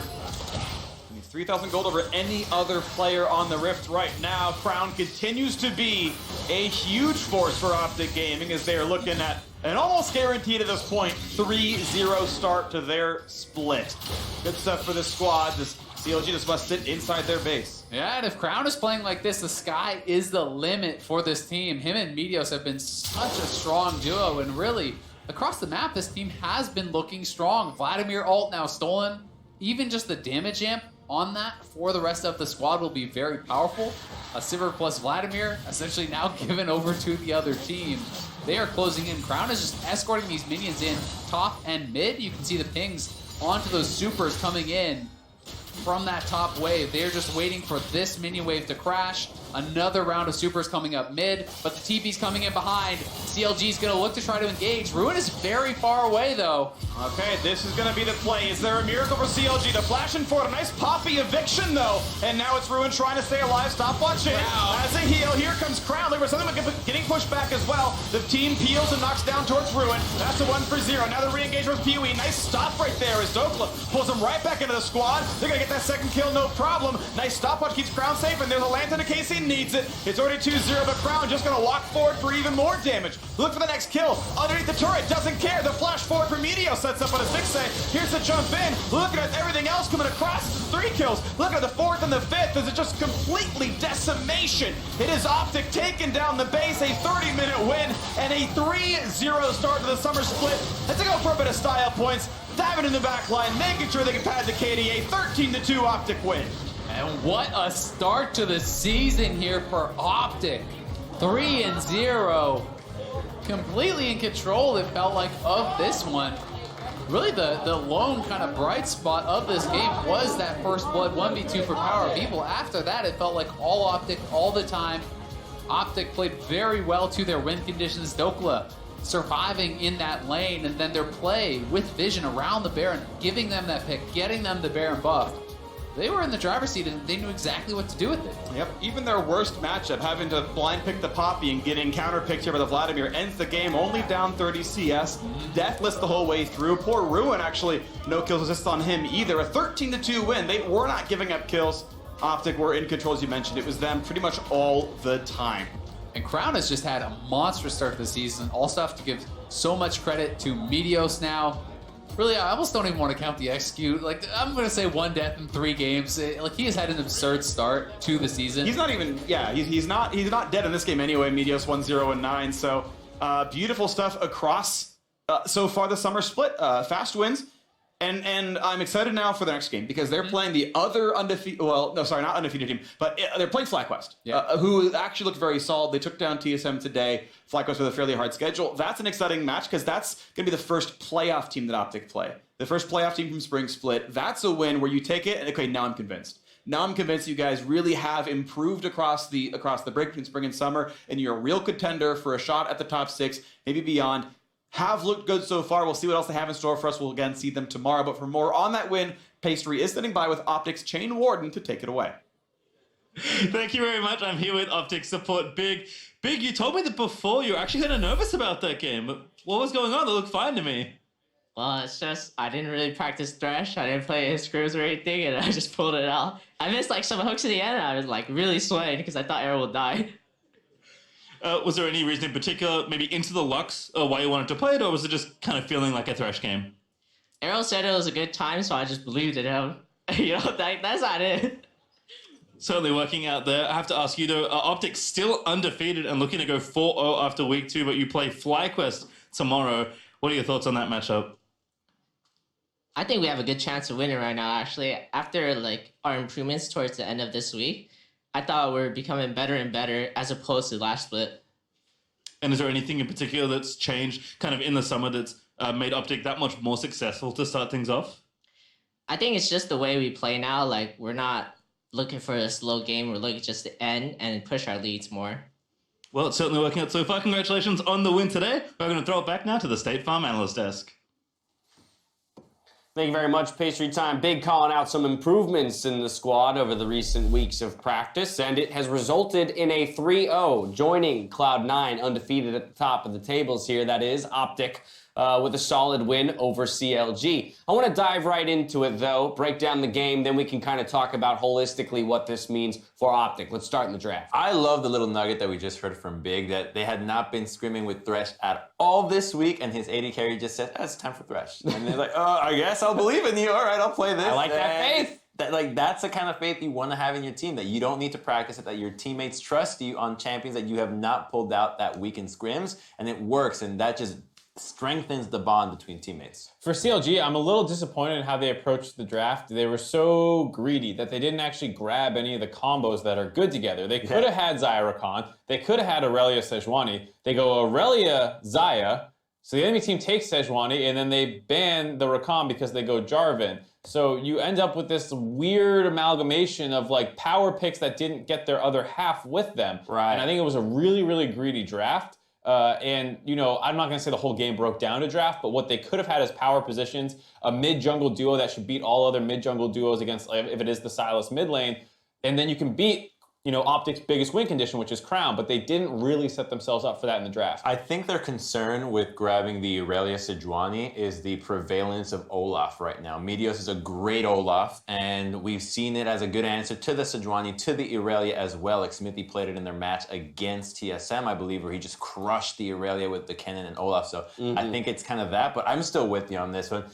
Let them pick it, try it out. At least you have a strength, some sort of power in your draft. You're like, okay, these 2v2 should be able to win it. If you actually get ahead, you will be able to beat an Olaf anyways. Either way, CLG feels a little handicapped coming out of Champion Select as a result of kind of the mismatch or the lack of those duos that love to play alongside each other champion-wise. But I do want to zero in on the mid lane, because perhaps the best player on each team is the mid laner, Power of Evil against Crown. And for both of them, they'll pick up their own solo kill in this one. Yeah, skill matchup all around. Great play by Power of Evil, recognizing that he can go in and actually get that kill, and then luckily they're able to get there in time to back it up. But here, I really like this one by Crown in return. He's getting engaged on, but he focuses his Q on the minion wave to clear it out because he knows he's about to hit 6. So he very intelligently uses abilities on creeps to get that ultimate off and give him the advantage in this fight, and kills him in the second rotation of abilities. So really smart play, high level mid lane 2v2 action going on there, and I think you could tell that this was the focal point for both teams. Yeah, very much a heads up play there from Crown, and I guess it just continues to kind of build some of the excitement around this import here in the LCS, right? This idea that Crown at his peak can entirely dictate and control games. There was that stint in his career where that aspect of his play was almost forgotten as he was relegated to the Malzahars and whatnot. But here, to give him, or to see him be given the agency to make plays, and to see Optic seemingly honing in on Crown as the win condition for their team, is really what I start to come away with here. It might just be one of the most successful imports we're having so far, even though first play was a little shaky. Now it's starting to come alive. Optic Gaming is looking like a legitimate contender in this league so far. They keep improving. Meteos continues to not die. Crown delivers. Dokla is on a good champion. He's making his own plays, which is something that was not happening in spring, where he was just left on an island and just thrown to the dogs. Not playing Yorick all day, every day. Exactly. Yes. He was on an island again, but he's on Poppy, like you said, instead of the Yorick, which is a huge difference. So when these fights break out in the mid lane, he's actually able to collapse first. And we're talking about how important the mid lane is. It's a 2v2, it's pretty close. but then the fact that it's the Poppy who's going to start teleporting in first, and it's going to be the mid laner who's actually able to collapse. So when the support roams up, and the AD roams up, and everyone's coming together, there's that one extra person in their favor that allows them to turn this 3-0. 5-man squad for Optic. They've put all 3 of their victories together in that fashion, with grouping up and winning the 5v5s. It hasn't necessarily been hard smashing every lane across the board, but they've done it in a somewhat systematic way. This being one of their cleanest victories to date, as you can see by that gold graph. But that's where I want to take a step back and contextualize the 3-0 start for Optic, because while, hey, this is a huge step up from Spring Split's performance record-wise, we do have to acknowledge the opponents that they've faced so far and who they have yet to face in terms of really getting a sense for how good this squad is. That's a good point. They have not gone up against the cream of the crop so far, but hey, dispatching of weaker teams is the very first thing that you need to do when you're trying to make a run for being one of the top teams in the league. You cannot afford to drop these games, because when you go into playoffs, it's gonna matter. It's gonna bite you in the ass when you look back and like, oh, we lost week 1 to the last place team, and now we're 1 win away from actually making it into playoffs. So these are just as important now as they will be in week 9. And it's the perfect kind of ramp up into what is about to be a very difficult stretch where you're going up. This is the gauntlet, man. This is the top 4 of NA from last split. But you get to go in with a 3-game momentum. You get to go in feeling yourself in the draft and with your compositions and in-game play as well. So you probably are going to hit some speed bumps here. Yeah. You probably will drop some games if you're being realistic. Yeah. But it's what you can learn during that time, and the fact that you also, with how good you're looking, can pick up a number of wins and insert yourself very easily into the top half of the league conversation. Fantastic start for Optic. The next 4 is the real barometer for how excited we should be about this squad and the I could see them winning all of those. I think I can see a way that they win all 4 of those games. I agree with you entirely. I think, to Mark's point, I don't necessarily think they're favored in many of them. Maybe the FlyQuest one. You could maybe make an argument that they're favored over FlyQuest, given FlyQuest's current attempts at slightly adjusting and changing their playstyle. But outside of that, I'd say they're underdogs in their matchups, but with clear ways to win. Well, I mean, like, even TSM doesn't look that great right now. We've seen Team Liquid drop a game versus Echo Fox and have been a little shaky at points today. Like, they could realistically, like, if you're just looking at quality of play right now, go toe-to-toe with every single one of them, but maybe C9, but it's super close. I'm loving the fact that Optic is making this a conversation. They're a very exciting team here in summer 2019 for the LCS. Clutch Gaming and Golden Guardians, though, load onto the Rift for Game 5. If you're a diehard Hoonie fan, or Froggen fan, looking to show some support, check out the LCS Team Pass available in-store today.